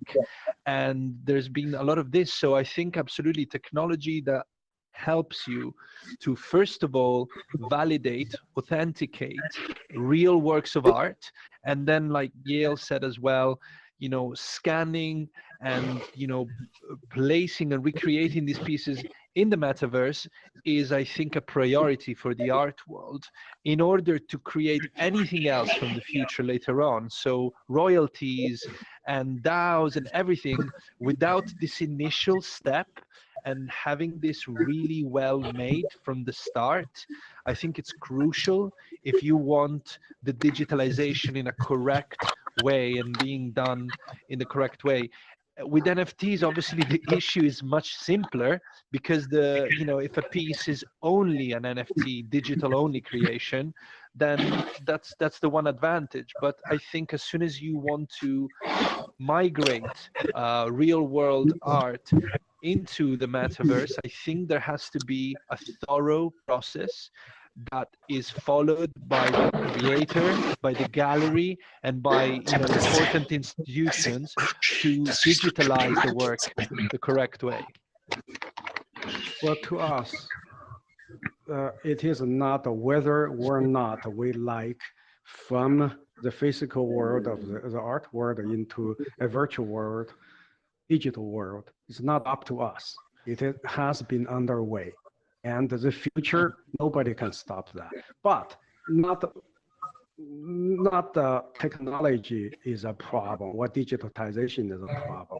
It's expanding process, augmentation of the traditional art you can enjoy. And also Papa mentioned it before, and right now, it just adds. So your physical art will be able to have, for instance, enjoyed by more people, while you still be certain your digital rights, your ownership rights. And meanwhile, there are other derivative trading value of your original art. So all of this is because of the advancement of technology. So technology is not an evil, and not a replacement either.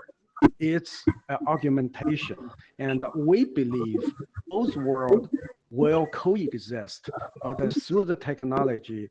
And we are pioneering right now, SolSea and VR All.Art, and it's going to create a more and more real enjoyable or true value to the art world.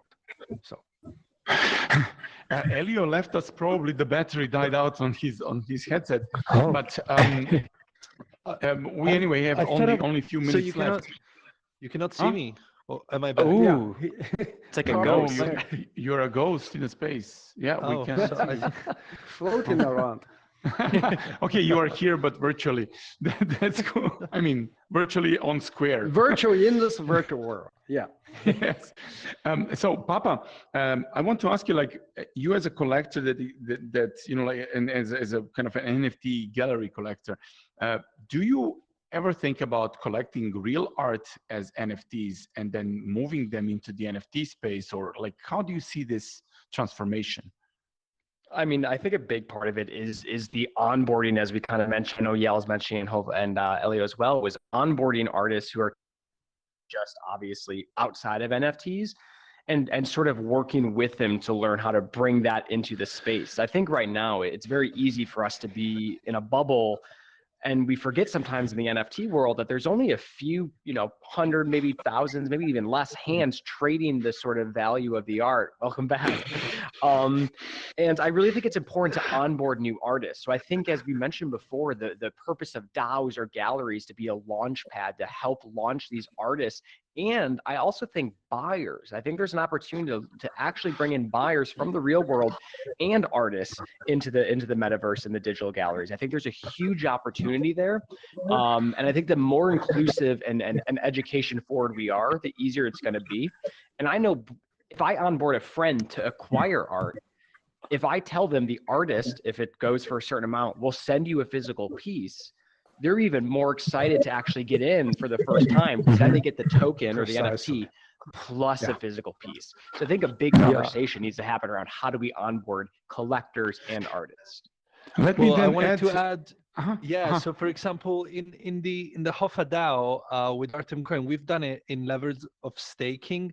If you're a platinum staker and you basically deposit a certain amount of tokens for 6 months, as long as you're a platinum level staker, you have access to real world benefits, such as obviously, so you can have all the way to ticketed events, printed, signed prints by artists. And depending on the level, we absolutely want to also incorporate, you know, physical unique works that can be, you know, acquired directly from that level of DAO.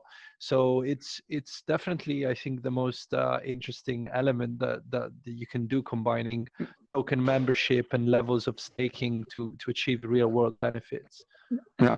So my battery on the headset is going very, very low. So if I disappear, you know what happened, and we can close it down. Anyway, we are off time. But what I wanted to add, because this is still virtual, and you know, like we have some time more, to tell you how we think that you know, onboarding new artists and especially collectors from the real world can happen easily. So we had a talk with the gallerists once we were making them a virtual gallery in VR All.Art, and he asked us, like, hey, can I buy these headsets? How much do they cost? You know, like, okay, it's a $300, you know, for Oculus 2 headset.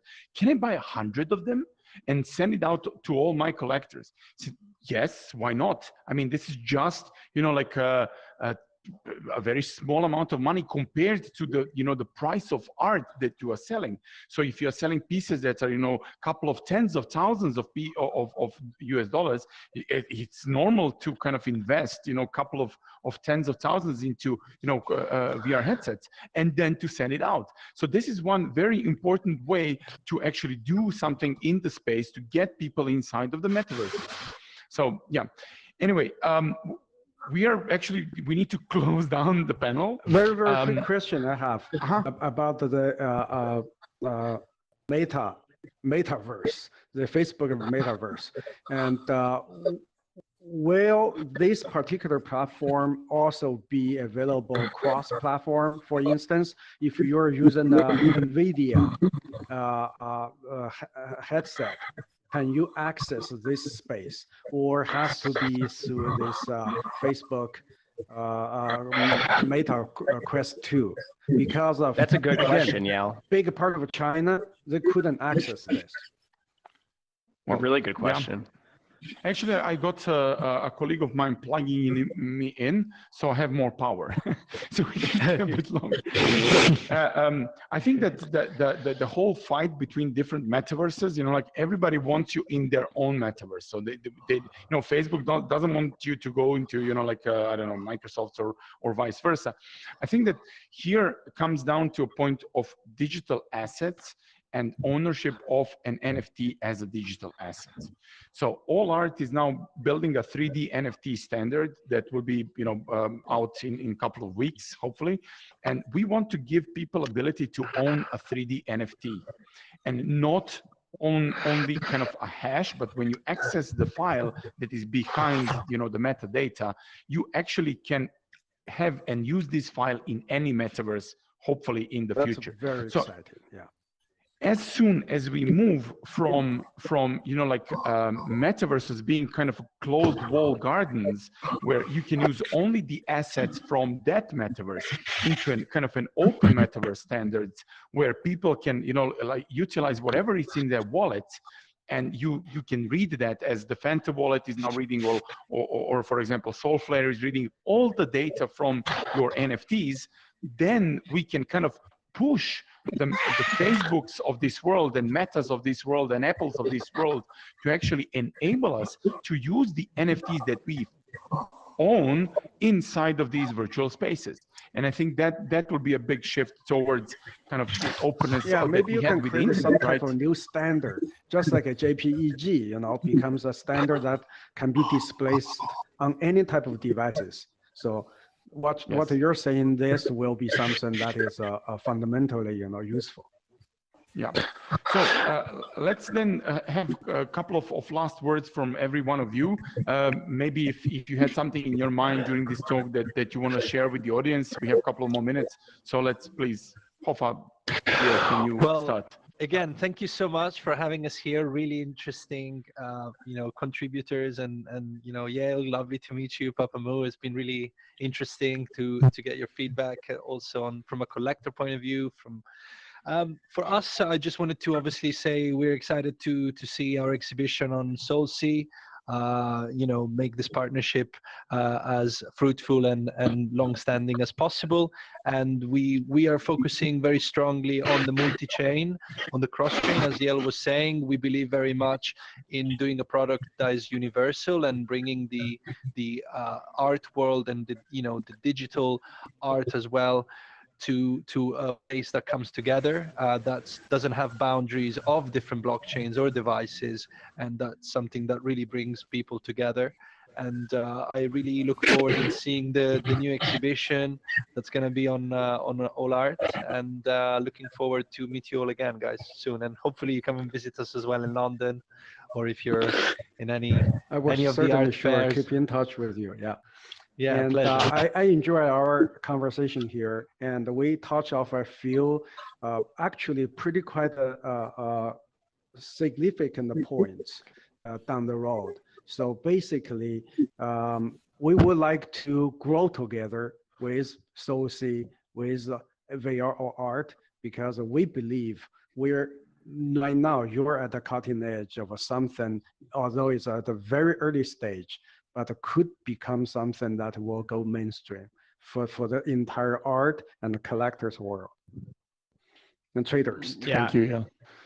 Absolutely. I mean, I'm super thankful I had the opportunity to be here. It's a pleasure to meet both of you, and I really did enjoy our discussion. And I mean, I think we're on the precipice of something pretty amazing. And I think the more inclusive and the more education we provide to onboard folks who are new is key. And that's something that I, especially with Big Brain Gallery, want to focus on. So if anyone, you know, is an artist who's maybe new to the space but curious, or a collector who is mainly in the physical world who's curious, I'm more than happy to touch base and chat. As something I love doing is connecting with artists and collectors. It's my bread and butter. I love people, and I'd love to connect with different folks. And Big Brain Gallery is really excited to be elevating the voices of those who are super experienced in this space and those who are maybe coming and are new. We're excited to elevate those voices and help promote. Thank you, Papa Mumu. And I'm now officially inviting you to set up an exhibition in VR All.Art and publish it on SolSea even next week, because it's virtual and the setup can be done pretty easily. So the team can help you out with this, and we can have it up there and running in no time. So, Thank you. My kind of closing words would be that I think, as Yale mentioned, like, we touched on very important topics. We don't have, twice as much battery as we would need in these headsets to cover, at least these important points that we touched base today. And I think that the conversation needs to happen beyond, like the websites. We need to meet in virtual worlds or in Zoom calls and things. We are the ones, I mean, when I say we, I said the whole community is the ones that are actually pushing these changes to happen. And I said this whenever I go public, I say that we are now in a war. We are literally down in a war for human attention. And this war is, between the gaming world, between the entertainment world, between the mobile phones and things. And our job, our mission is to bring in some real value, like culture, art, into the space of metaverses. And this is our role. I mean, all of us, like, we want to be there, and we need to be there with the high quality, stuff, with the high quality content and the valuable things, to invite even children, children coming into the VR. This is an amazing experience. When you see them, they have no worries, they have no fears, they just wander around freely. And we need to get, like, people like all these different levels of like elders, like our grandpas and grandmas, to enjoy these beautiful, museum and art spaces in these virtual worlds. So we are fighting the war for human attention, but I think with quality and with something that might bring a better life for the society and the civilization. At least we see that as our mission. So thanks again. I don't know. Oh, the cameras are off. Are we off? I think it's off. Seems, that's okay. Yeah, the cameras are off. It seems that we are off. But anyway, if we are not off, huh? Well, they're checking it now. But anyway, if we are not off, if this is still live, I don't know. We can then say, huh? Okay, we are live. They're saying we are live. Okay, so I would like to thank all the audiences, of course, the members of this panel. I think this was a fantastic panel. I would like to see you guys again in VR, of course, at least in some of the exhibitions. And I would like to invite the audience now to go to SolSea visit. We have 3 exhibitions there, and you can go. And I think we open up the trading so you can actually go and buy art pieces that are exhibited there. So thank you again for joining us and for being here with us today. And I'll see you soon. Thank you so much. We had a great time. Thank you for this opportunity and to meet both of you. So keep in touch. Yeah, thank you. Yeah, thank you. Thank you so much. Thank you now. Thank you. Bye-bye. Thank you. Bye. Bye-bye. Bye-bye. See you. Bye. Bye.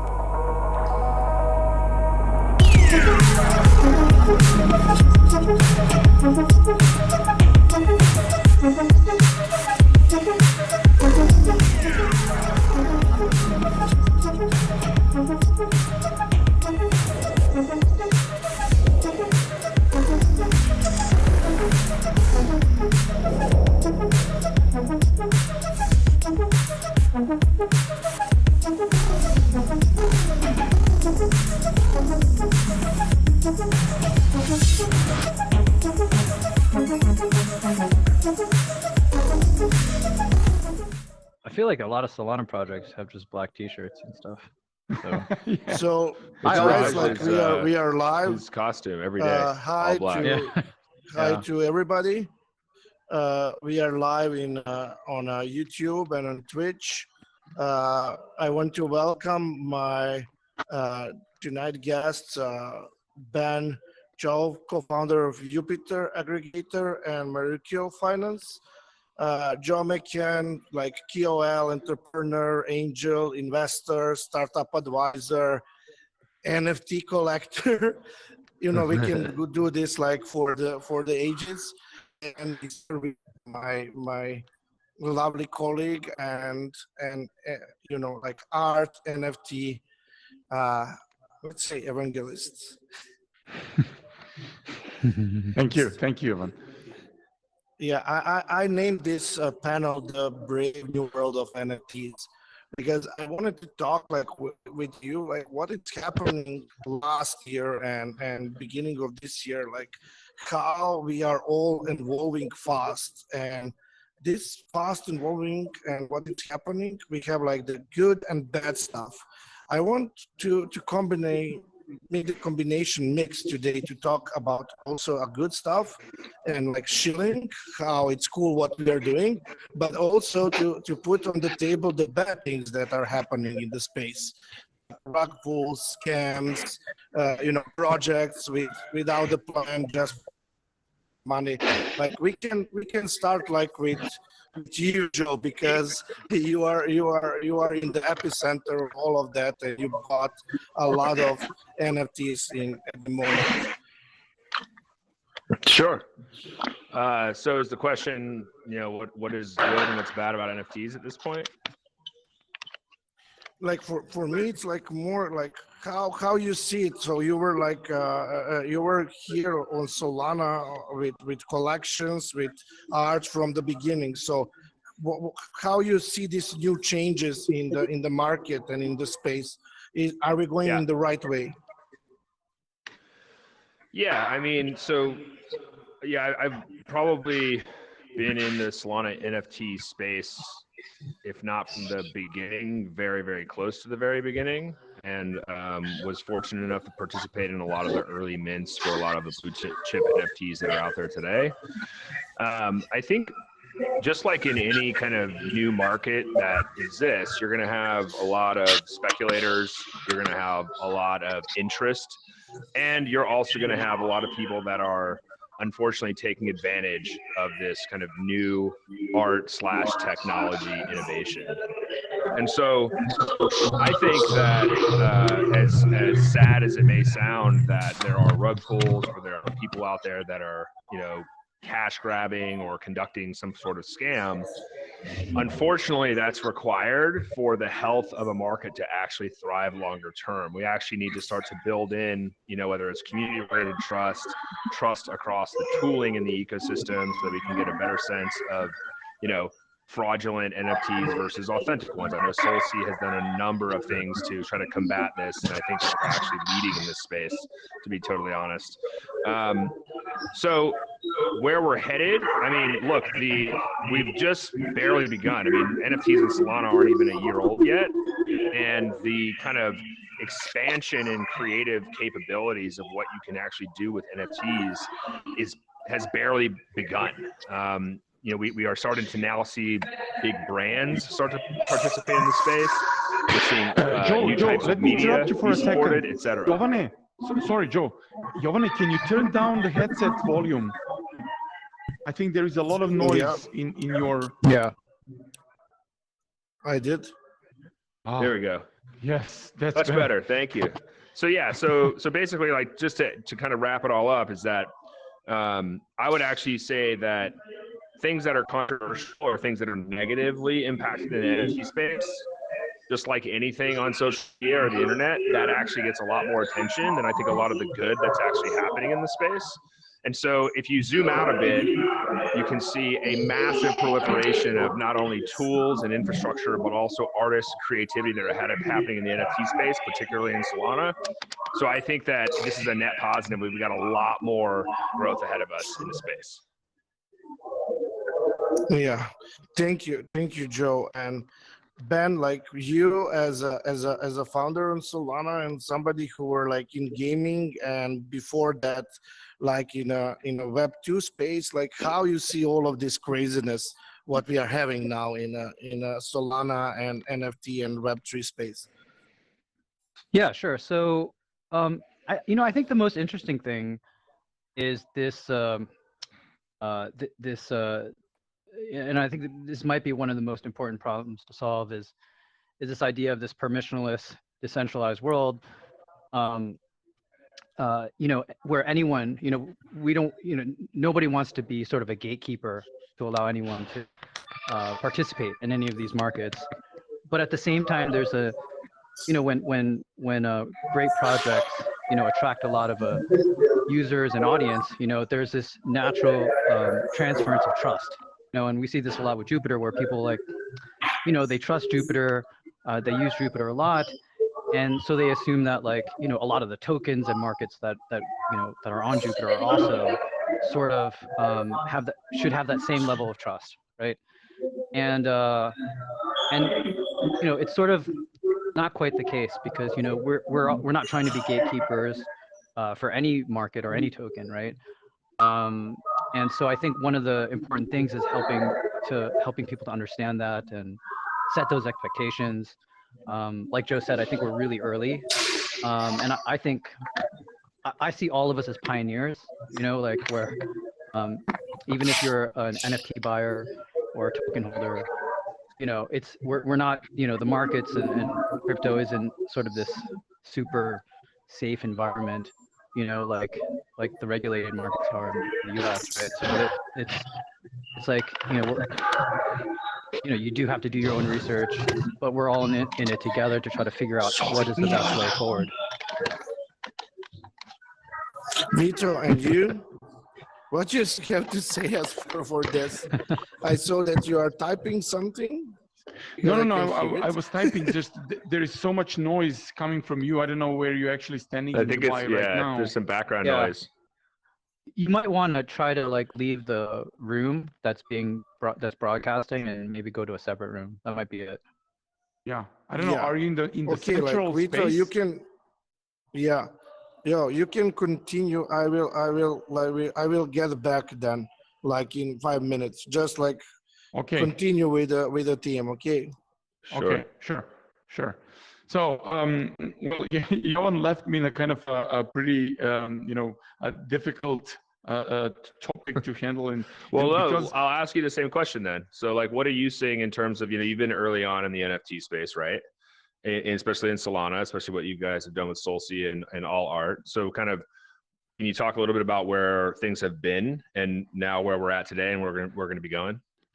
Yeah, well, I can tell you that what has been happening at the beginning is, we thought that the space in the NFT sector, especially in Solana, will actually start with one-on-one NFTs, like the art pieces, and the art itself is something that we were looking to kind of transform into the NFTs and then move that into the virtual reality with All.Art. But what actually happened is that a lot of people, let's say late July, beginning of August, started asking for an open NFT marketplace. So we decided that the marketplace that we already started building was something that we want to actually move into the openness. Right? We had a marketplace, but it was kind of a closed down marketplace, like work in progress project. But we said, okay, let's stop all of this and let's immediately create an open NFT marketplace on Solana, because most of the community was asking that. Actually, Joe, this is how we met. We started talking about the open NFT marketplace, and then we started the big conversation. But what happened at the beginning of the space, let's say in August or early September, was that, you know, openness was so much demanded, but actually openness was something that people were kind of afraid of. You know, and when we open up SolSea, after some glitches at the beginning, like, and we had this openness, like you can go and buy any NFT, everybody can sell, you know, their NFTs. People started yelling that you can buy fakes on SolSea, which was completely right, because you can buy fakes because there were, you know, scammers putting out fakes on SolSea. And we started implementing a lot of different mechanics to kind of protect people from buying fakes. But then at the same time, we were faced with a lot of different challenges, like what is a fake NFT? Like, is it something that you know, the original author gave the right to the new buyer that has all the rights? Now, if he mints a new NFT, this is not a fake NFT. This is just a regular NFT. And all these projects started giving away all the rights to their, you know, like buyers. So it was impossible to determine like what is fake, what is not fake. You know, do the new owners have the right to remint, or let's say copy mint the NFTs? So it was a big confusion all around the space that late September, beginning of October. And I think that at that time, you know, verification started being a really important moment. And as Jovan mentioned, rug pulls that are happening now, you know, like it's all a matter of very early space, as Joe, you mentioned. Like, we are so early that no rules actually exist, and there are no, you know, real determined factors that say you need to do this or that in the NFT space to be compliant or to be in line of what is considered to be regulatory approved, which is, you know, not. Hey, Jovan is back. Jovan. Yes. Hello. Oh, he's floating right now. Anyway, so what I was saying is that, you know, like these early days of the NFT space on Solana kind of made, you know, like made us into what we are right now, like not only the SolSea but other marketplaces too. And I think the evolution that happened at the beginning, that started off with you know, one-on-one art pieces, and then suddenly, because of the candy machine, moved into, you know, the space of let's print another 10,000 collections of PFPs. And then now we have like, I don't know, 7 or 10 million of NFTs, you know, created on Solana ecosystem.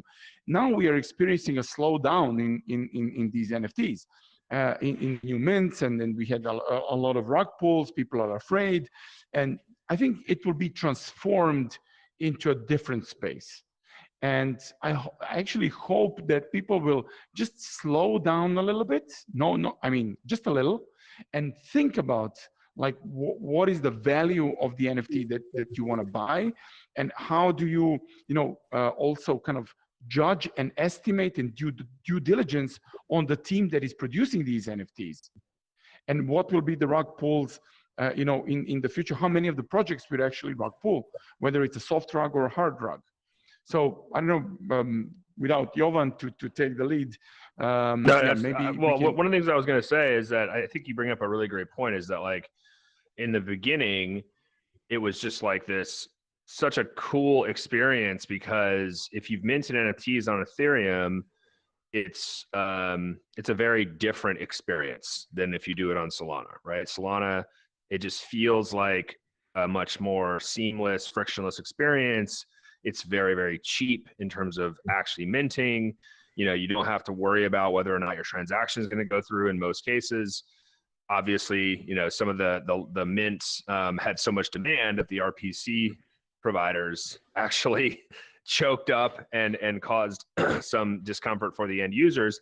But ultimately, it was so new, and we were in addition to that, I think another aspect that really starts to factor into the concept of NFTs as a market is that the broader cryptocurrency and even, you know, global macro markets impact or influence people's decision making with respect to investing in NFTs. So right now, you know, I saw a stat earlier today that there's a number of US tech companies that are down 50, 60, 70% from their peaks in 2021 in value. Well, that has an impact on people's decision making in investing in anything for that matter. They experience what's called a negative wealth effect, where they see the value of their net worth going down.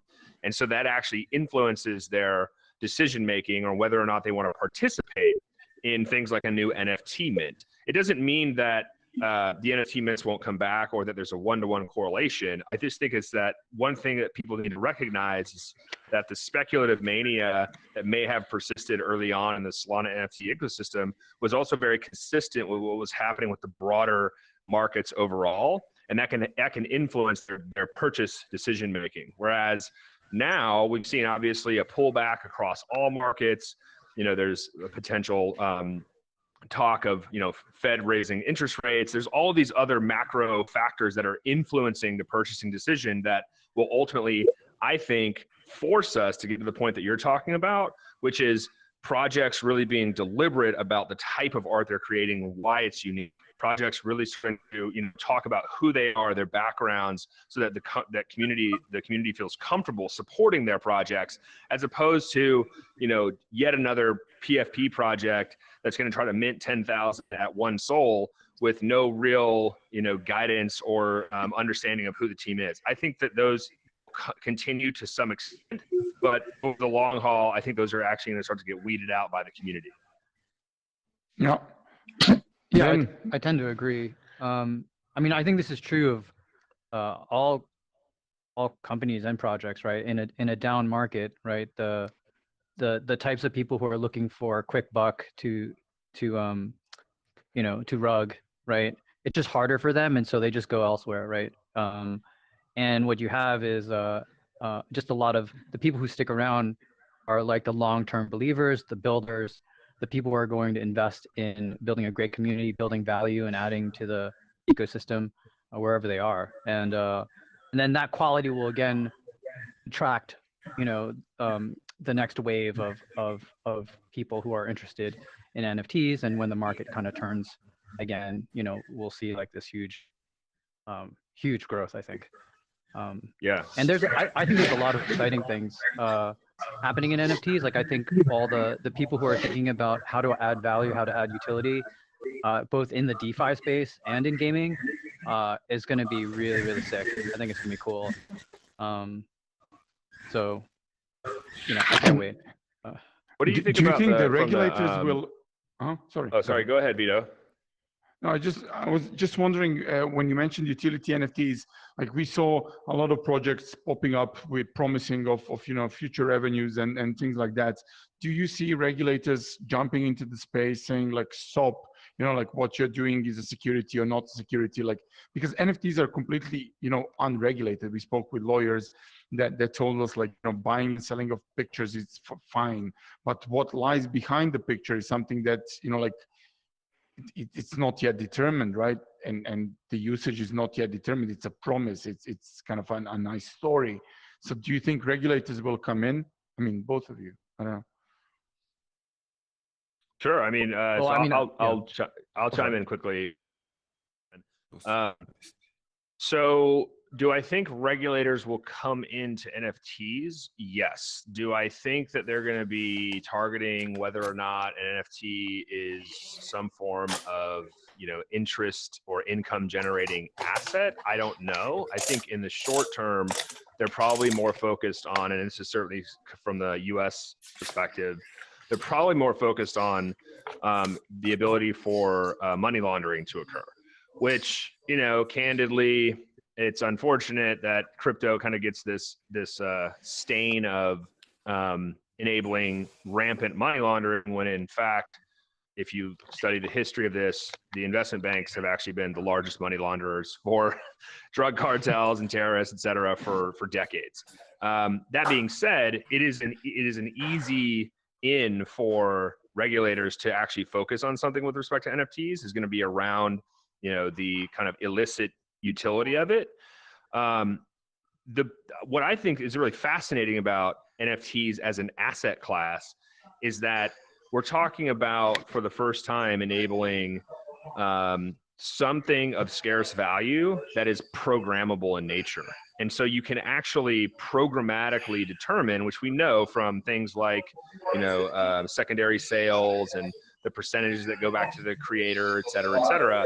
But more importantly, these NFTs could become, like we were talking about earlier, you know, you stake these NFTs and you earn some sort of yield on them. That's kind of the basic canonical use case. There could be a lot of other use cases, and I'd love to kind of get your thoughts on this, Ben, eventually is, you know, if I was to go take an NFT and stake it as collateral and want to trade it on Jupiter or some other exchange, right? Like, is that now a security, or are we just pledging a piece of art as collateral that has this programmatic access or capability associated with it? Yeah, I mean, I like how you called it programmatic value. I think that's an important attribute to NFTs.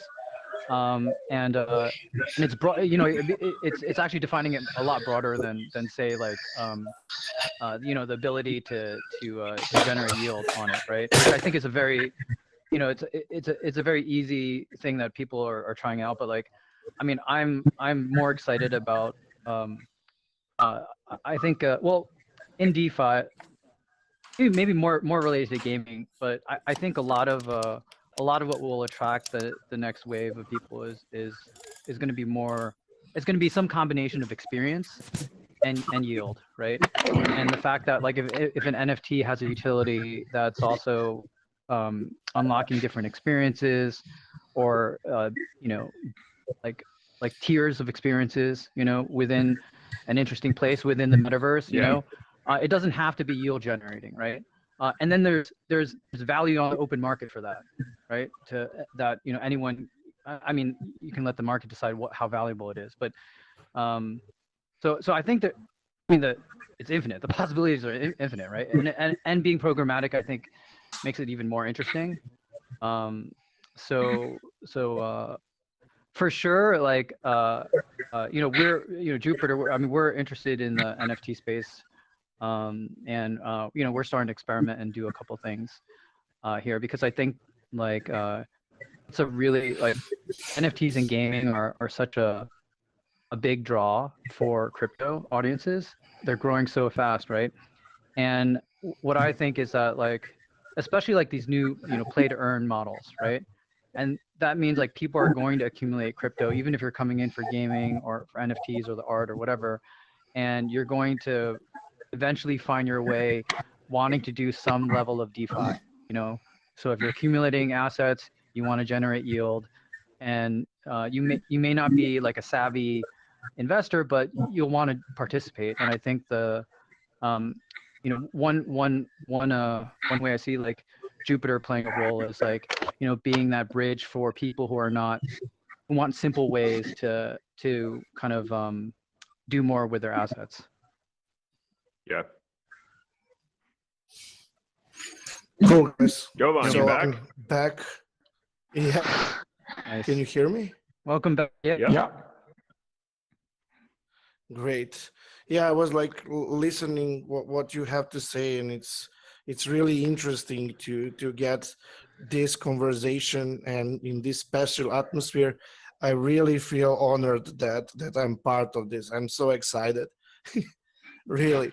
And I don't know, like for me, what you are telling us here, it's like really important that we all see that like making mistakes or like playing around with a new stuff, it's like just a way, like a kid, like to grow, to going and growing as a system, as a space. And I think future we will laugh about this like mistakes in this part of our growing as you know, pilgrims for you know, actually, DeFi and NFTs.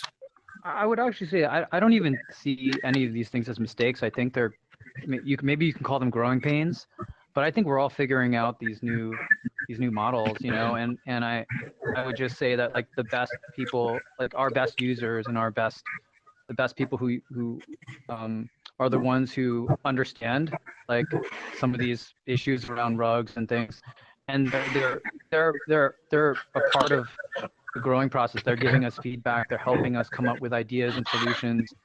so that, you know, like we're all solving it together. It's not a, I mean, this is one of the, I think one of the promises of you know, moving to DAOs, right? It shouldn't be this you know, I don't know, company and customer relationship where like we solve these problems and they are just the beneficiaries of the, you know, solutions we try to come up with, and it's on us. I think we all play a part in trying to come up with, you know, what are the best ways to you know, you know, prevent these rugs or these scams, and you know, so that the next wave of people who come in have an easier time of it.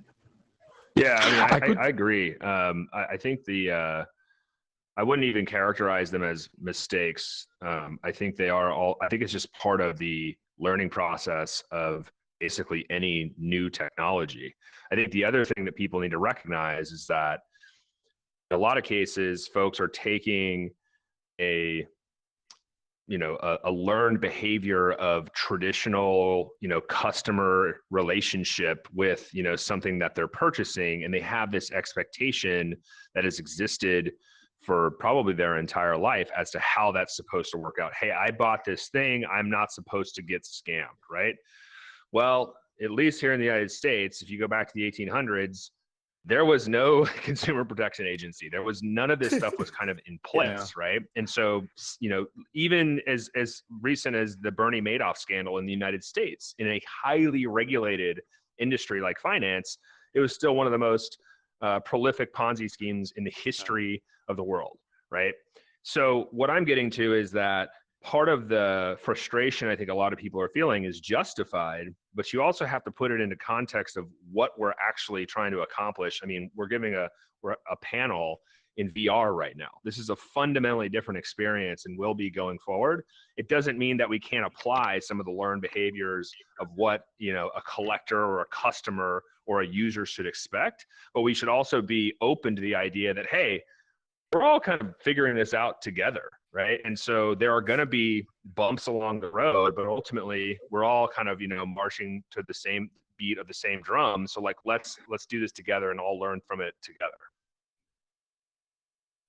Yeah, I couldn't agree more. I wanted to add on on what was Ben saying, like DAOs and things that are kind of fundamentally changing the whole kind of space of how do we, you know, interact between the customer and you know, a company, or let's say provider of the service.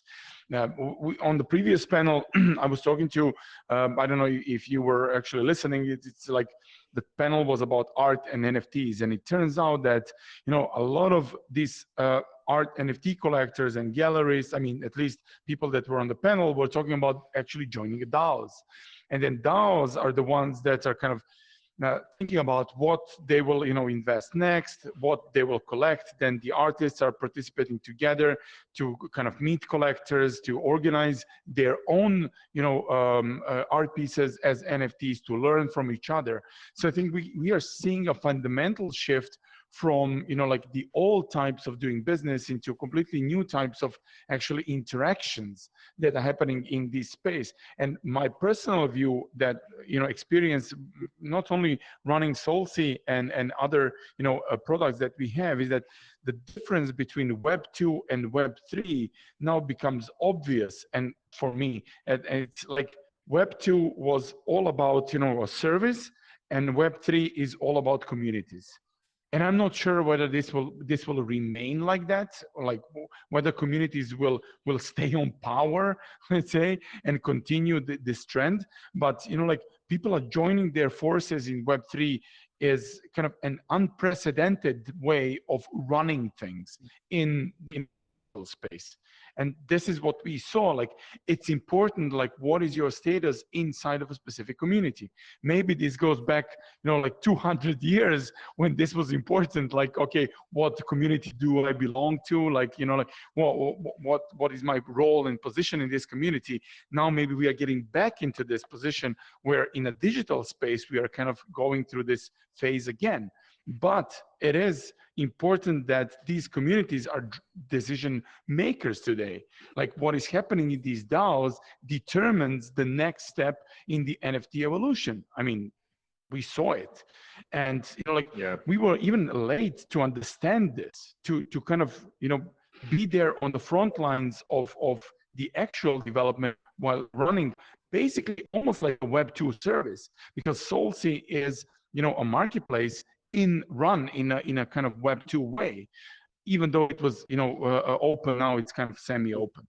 So I don't know, what do you guys think about this transformation?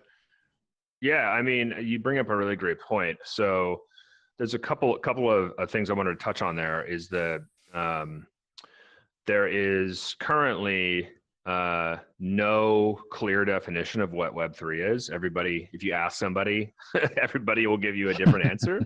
But what I think, in spirit of what you're describing, is this community ownership or access is very consistent with what we're seeing more broadly in Web3.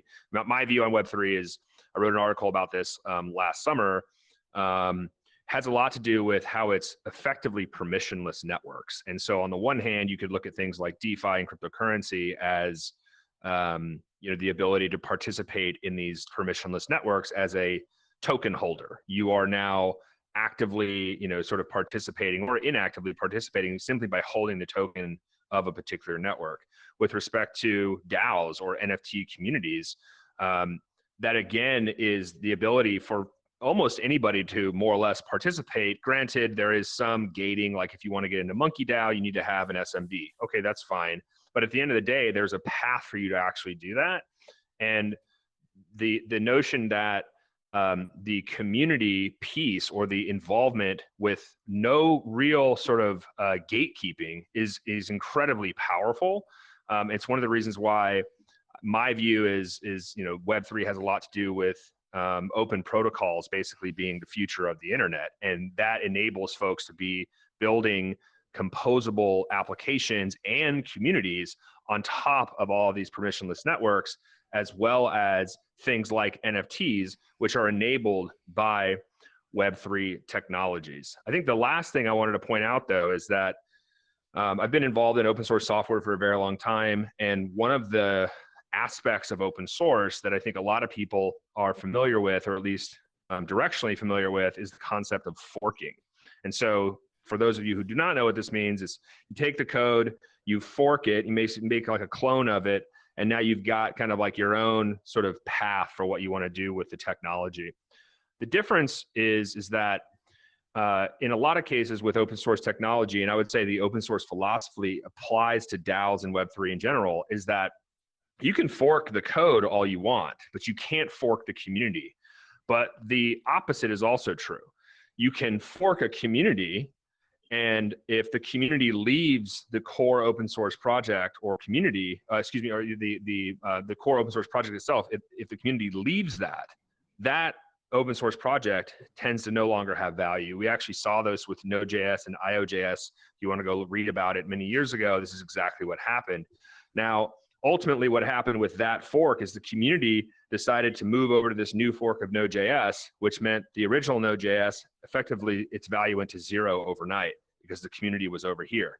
Over time, the Node.js gatekeepers at the time decided to merge back the IO.js community, and now you have what everybody is familiar with today. I think we're seeing the first real example of that in Solana today with the Monkey DAO and entanglement story, where the community has decided to fork and move over towards this new approach for how royalties should be shared and how the treasury should be managed, et cetera. And hopefully there is some sort of resolution that comes back. As someone who's been involved in SMBs from the very beginning, I can understand both sides of the argument, but at the end of the day, one community is stronger than a forked one. Completely agree. Completely agree. I think loved everything that you said. Actually, I think I agree with everything.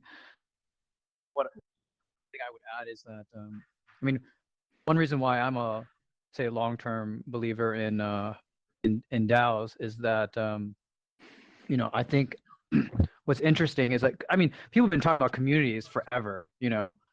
Web 2, pre-Web 2.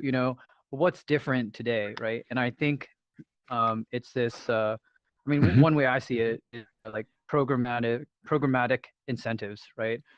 Or like where you can finally align the incentives for the creator, the owner, you know, anyone in the community who is adding value, right, in some way, right? So and now you can have interesting ways where they can capture value for themselves, you know. So maybe I don't create the NFT, but you know, I'm really good at promoting it, I'm really good at distributing or marketing it, you know, and I can you know, capture some value out of that, right? I mean, that's going to keep me here a lot longer. You know, you can really grow like a strong you know, not just a community of people who like what you're doing, you know. So you know, and because it's programmatic, I think the most interesting thing, the most interesting thing about this is that we, you know, I mean, we're like, we're in the very beginning, we're exploring what are these different incentives, you know. You know, it doesn't have to be royalty split, you know. You know, there could be governance things, there can be, you know, different models for earning, you know, and capturing value, and you know, and it's all composable, and it's all, you know, like, so I think there's so many interesting ways it can go, you know. So but it's going to be, we're at the very beginning, so I don't think we've really figured it out. There's going to be a lot of sort of growing pains to get there. Yeah. My battery ran off, so I had to switch the headsets, but I used this to change my clothing. Oh, nice.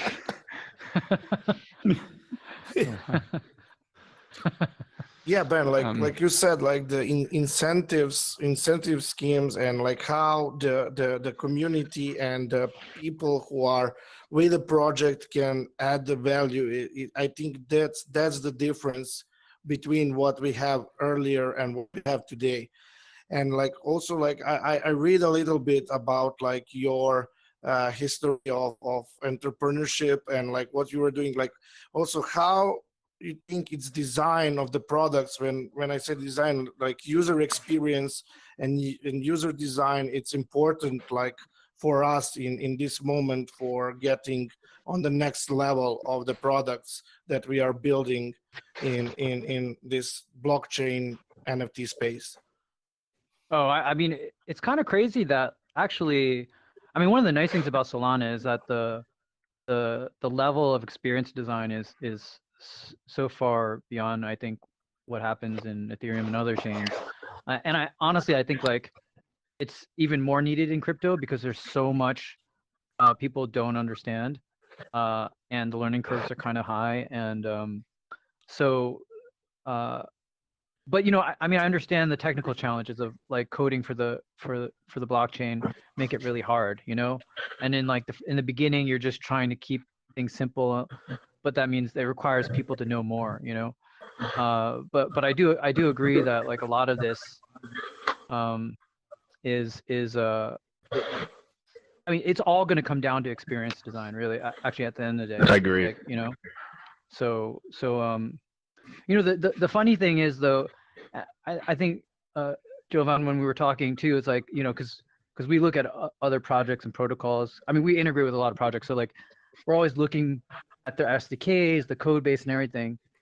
And I feel like sometimes it's kind of like being a surgeon or something, like where like you know, if you're a project, you kind of know what happens behind the scenes. You can assess the quality of projects. And some projects like look good, like their UI is just really well done, but you know, maybe the amount of the amount of thought and care needed on the on-chain program isn't quite there, or the back-end ops isn't quite there, and it's something like a user is never going to know, you know. And I don't know, I feel like I don't know how to, like, there's a lot of times I see people ape into things, and we've looked at the code or we've seen things and we're like, oh wow, I, you know, can't believe these guys do this thing. But you know, but people see, you know, there's a new token launch, it's got a beautiful website, you know, and it could be some guy in his you know, some you know, you don't know the team, you know, the team's anon, you know, so it's hard to know. How does anyone know these things, you know? and I don't know, like I feel like I wish there was a way to make some of those things more obvious, but that seems to be like hard. But you're totally on point what I wanted to hear. And Joe, you said like that you agree on this, and Vito is building with us, and we see that for users they want like more stuff, so they are helping us to get on the next level. And I think that conversation with community, it's also important to find the way for your product what you really need to have. So I think like Vito and Joe can tell us like more about this topic, about like how to fit what you think that community needs and what they really need. Yeah. Yeah, it's a great question. I mean, so my view on it is kind of like, I'll use a historical analogy, not that old, but in 2008, 2009, 2010 timeframe, the iPhone came out and kind of revolutionized the concept of mobile computing. And of course there was the Android as well. So you had at least, in some cases, what we forecasted would be, a 2-horse race. Yes, there was BlackBerry and Symbian and a handful of others, but really it was going to come down to iPhone and Android. And so if you were a company, you're like, oh shit, I gotta build an iPhone app. What did they do? They took their website and they shoved it into an iPhone. And why does that not work? You don't even see this today in 2022. Why is it the case? Because the form factor is a flat piece of glass, more or less, with no keyboard. Whereas a website, you have a QWERTY keyboard, a mouse, and a monitor for the most part, or a laptop, similar setup. And so the experience, the principles for that type of experience are just fundamentally different than a phone. And so over time, instead of shoving what worked in the context of a website into an application, they started to develop applications relative to the form factor and the types of experiences also that mobile devices could provide. Things like having the GPS or having cameras, etc. Like all of these different types of things that were readily available to you enable these new types of experiences. So I don't want us to forget that 15, 12, 10, 13 years ago, things were very different on mobile devices, whereas today we just take them for granted. And I think today, in the context of Web3, whether it's an NFT marketplace, it's a video game, it's a swapping capability for tokens, we can't assume that we're going to be taking all of the same UX principles from Web 2 related properties and technologies and just apply them to Web 3. Some of them will absolutely translate, but in a lot of cases, we need to rethink from a first principles perspective what the experience should actually be like.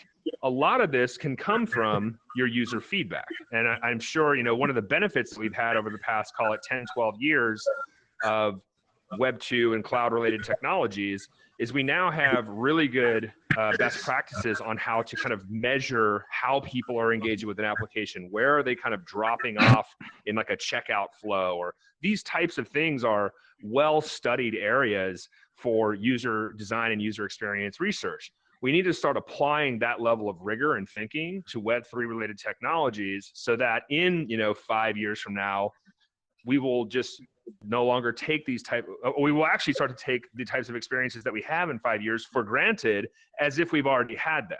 But we're sort of kind of at the beginning stages of a lot of this type of net new application development and net new experiences for users. So on the one hand, we should consistently engage with the community. On the other hand, I also want to point out, like, no customer ever asked for the iPhone is kind of like the canonical Steve Jobs quote. So there's going to be some level of innovation that needs to happen, coupled with customer feedback, and kind of blending that in a way that provides a safe and seamless experience for Web3 users. Okay, maybe I can give a perspective from actually being in the trenches of Web3 and being there on the front lines.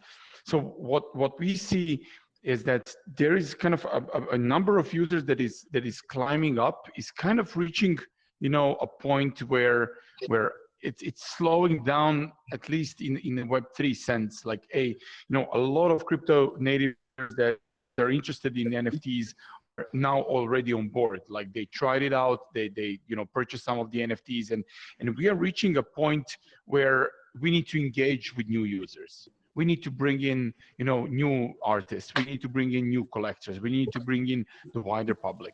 And if we are talking about numbers, I could say that maybe on Solana, this is like, even though there are like maybe a couple of millions of wallets, we're talking about maybe a million or more real life users, I think. And if we're talking about the NFT space, we talk about, let's say, a couple of hundreds of thousands of users. We have more than 500,000 of registered users on SolSea, but that's another topic, whether we have, you know, like fake users or not. But let's say we're talking about a couple of hundreds of thousands. But if you think about these old times of social networks, you know, the moment that Facebook reached 1 million of users, that moment is still, you know, to be, you know, we are awaiting that moment in the NFT space and in any basically Web3 space, to have 1 million users using one single platform or one service. And we think that that moment is upon us, but there is a significantly more job, I mean, more things for us to do in order to engage in the next 100,000 or the next 1 million. Because these people are not pretty, you know, familiar with what is a wallet, what is not a wallet, there's a very steep learning curve when you want to engage into Web3, because you have to have, you know, a wallet, you need to trust someone, this is money we are talking about, then this money is spent somewhere else. So this is quite different than just, you know, promoting a next website that you can post your profile picture on. So it will demand much more efforts, and maybe even finding some ways around it. You know, like we had this talk about, you know, virtual reality and the art world and these collectors that are coming in. So if you give them something around, you know, like, hey, enter the VR, here's a VR headset, enter the gallery. Wow, can I buy an art piece here? Yeah, just open a wallet. Okay, I will open up the wallet because this is so cool for me to get into that I will spend this, you know, additional energy, invest more our time and money into it. And maybe these ways around, you know, creator communities, artist communities, collector communities, that will then kind of, you know, spread it around their own home, their own work environment, saying like, hey, you need to come and see this. I think this virality will drive a big next step for the Web3, let's say, the big move. We are now, I think, at you know, the gates, and when these gates open, we will have another, you know, tens or hundreds of millions of users coming into Web3. Agreed. I just hope that we don't, you know, as we don't lose, I would say, the degen spirit or the creative spirit that and the of Web3, you know, and like let sort of, I don't know, the traditional commercialization of industries kind of dominate, you know. I really hope for like a future where, I mean, if people are, say, stock investors, that, you know, it's more like a DeFi land experience, like they're farming a crop, right, you know, and it's not like, it doesn't start looking like, you know, what investing in stocks looks like today. I feel like it all should be very different, you know, because that's sort of agree. I mean, this is why partly I think we're all here and we're really interested in innovating in the space, is not to bring in this, you know, the old world in some way.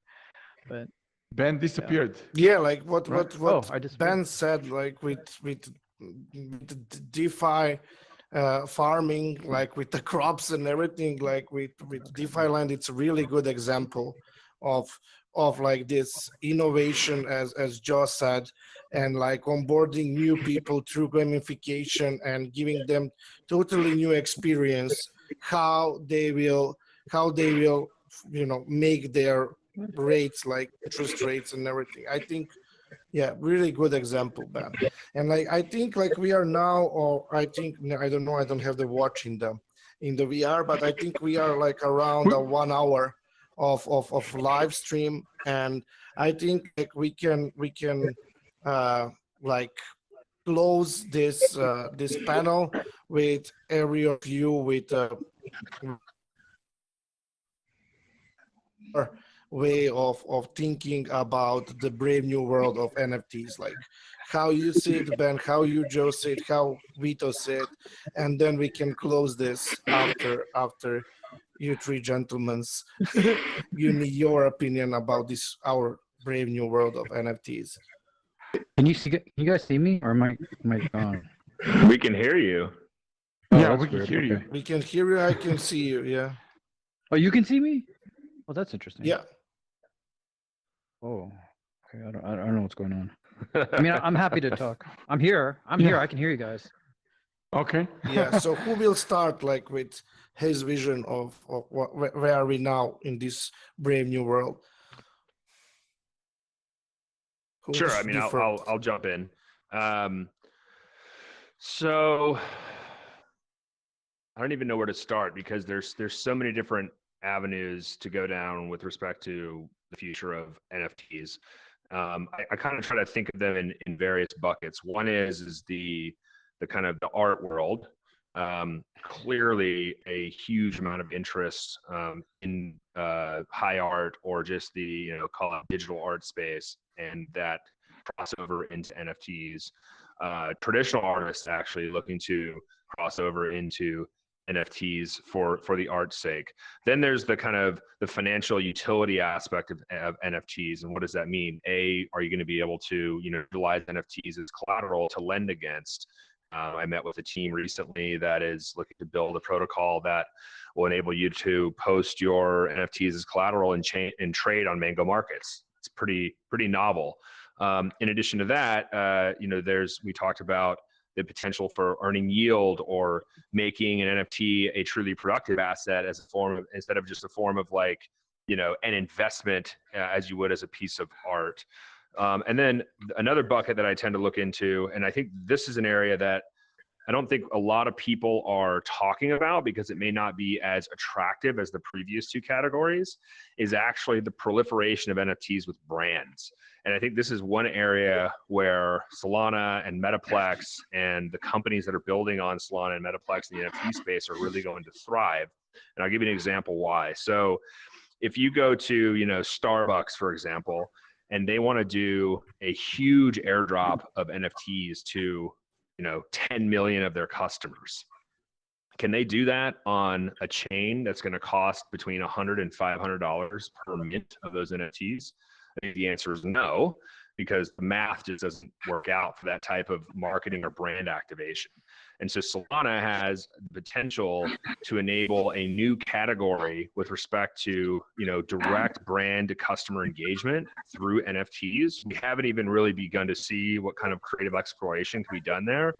But I think that this is an area of growth that will kind of propel Solana as kind of the de facto standard for how companies utilize a lot of NFTs beyond just the kind of standard, hey, we're going to do like a one-of-one mint auction off for charity, or we're going to do a one-of-one mint for the Super Bowl or whatever. Like those things will continue to happen irrespective of chain. But when you want to get to kind of like your mass customer base, Solana and the Metaplex standard, in my opinion, are at least today the only real path from a budget standpoint that makes sense for a lot of brands. So I think, over the course of the next 12 to 18 months, we'll see a lot of creative exploration in this space, whether it's the high art piece, the financialization of NFTs, and then most importantly, in my view, kind of like the brands and how celebrities and entertainers also utilize NFTs at scale. Is Ben still around? Ben, are you there? You can't see me? So. I'm here. No, we can't see you, but maybe the cameras actually can see you. We don't know. You just disappeared for I see me it. and Joe. I see the Ben. Yeah, I see the Joe. I see you. Huh. Maybe if Ben, you wouldn't mind, I would just jump in to kind of say a couple of words, especially after Joe said about Solana and NFTs. Joe, you kind of already kind of my opinion on all of this, but let me reiterate it here live. I don't think that what we have right now with the NFT standards is actually good enough.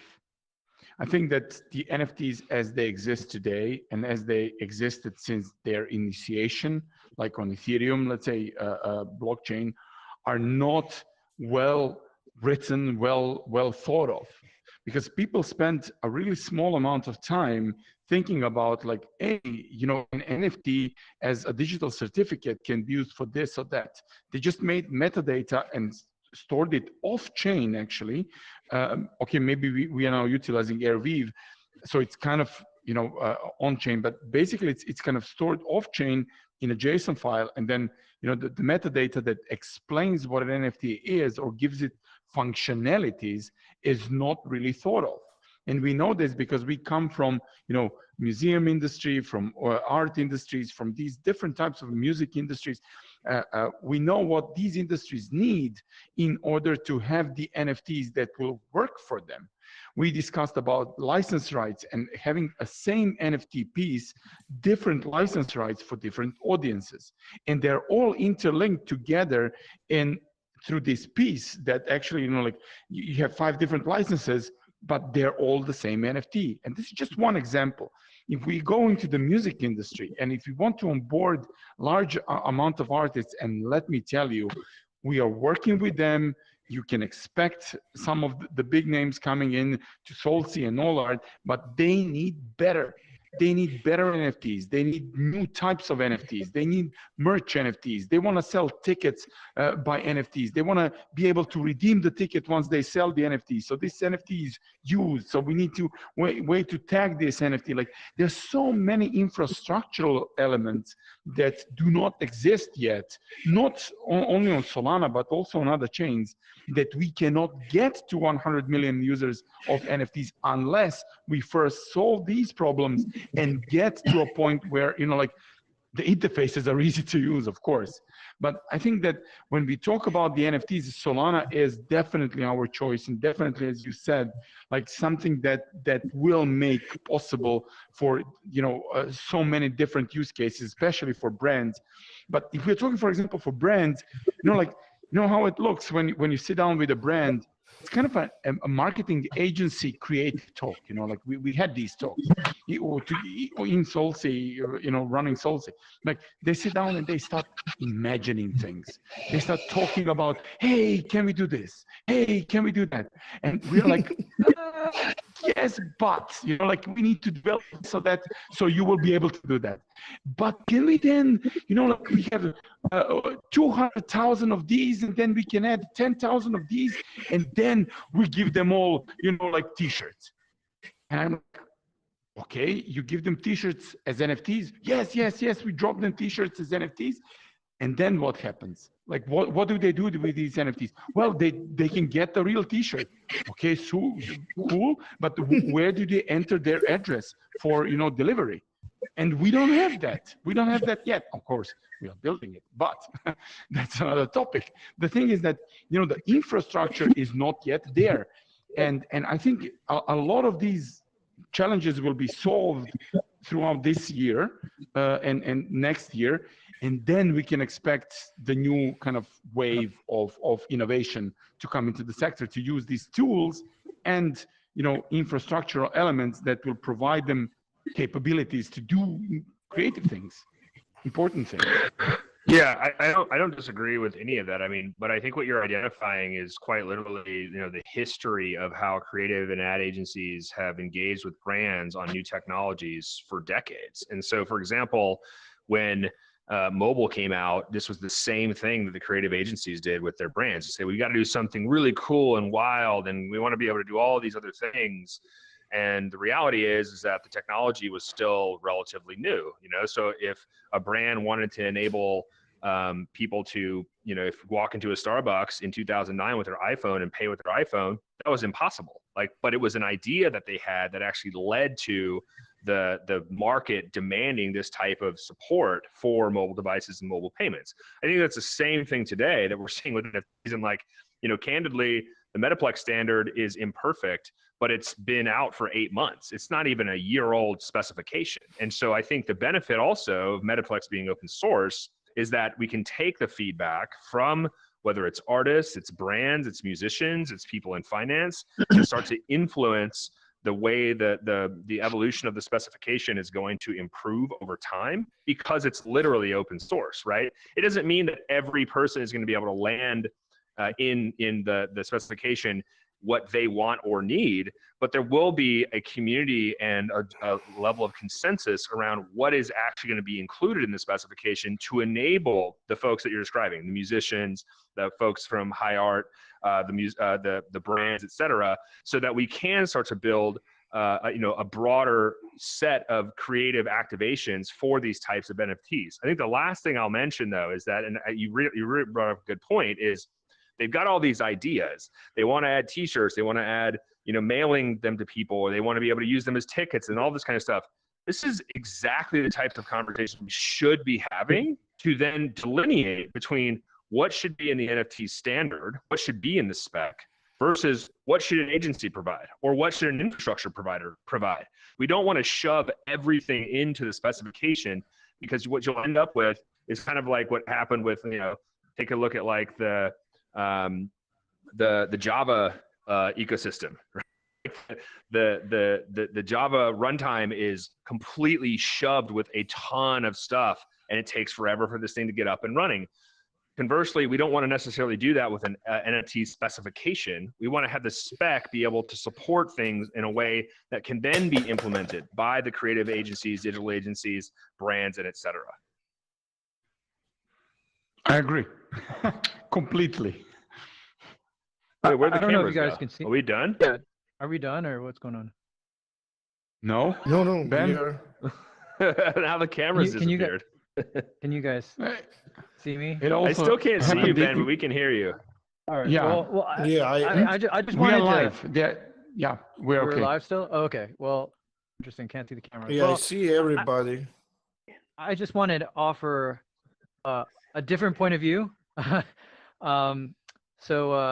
thing, I mean, I really like what you guys said. I think for me, definitely I appreciate the big brands and the companies coming in. As to me, I see them as sort of the distribution or the channels for which maybe the to get to the next billion or 100 million users, right? But the thing that I like, or I think resonates with me, and I guess my entrepreneurial roots or something, is just I like bottom up innovation, bottom up kind of revolutions, really. And for me, what's going on in the NFT space, which I think is just really beautiful intersection of kind of like that programmable, composable incentives, creativity around the art, ownership, and then actually what's interesting is to me is the social aspect. Like people, it's not just like one person appreciating art, but like actually a tribe, a community of people who have come together because they like they vibe, they resonate with this thing, and they vibe with each other, and they want that community, right? And for me, I think I mean, maybe this manifests itself into being a DAO or something like the DAO is like the early stages of what this eventually becomes, where it's I mean, it'd be crazy to think like maybe there's a DAO that becomes as big as Apple, right? And that's just led awesome. by people who are who just love, like, and actually I was speaking with one of the, I did a bunch of AMAs with some of the token communities, and one of the most fascinating things, I think this was with the, I think this could have been with the Oogie Coin guys, but like the initial creator abandoned the project, and then the community itself came together, and created a community wallet, and then started like just pushing the token, like growing the audience, building value, building out and nobody's the creator, like it's literally the community. Just if they wanted to get something out of this, they had to come together and do this, and they literally did. And I was like, wow, this is incredible. Like I couldn't even believe it. And they're much stronger now because of that. So I can't wait for some huge DAO to form, Anyway. Yeah, this is good example. No. Joe is off. Joe is off. Yeah, Joe's gone. I think the batteries are pretty big Guys? problem with Quest because Yeah, I they lost you last for a an hour. second. Oh yeah, I'm Like, plugged in actually. I want to say I was like really excited to be part of this conversation in virtual reality with such a great panelist. Thank you, Ben. Thank you, Joe. Thank you, Vito. It was like really pleasure hosting you here, and I hope we will organize something like this soon again.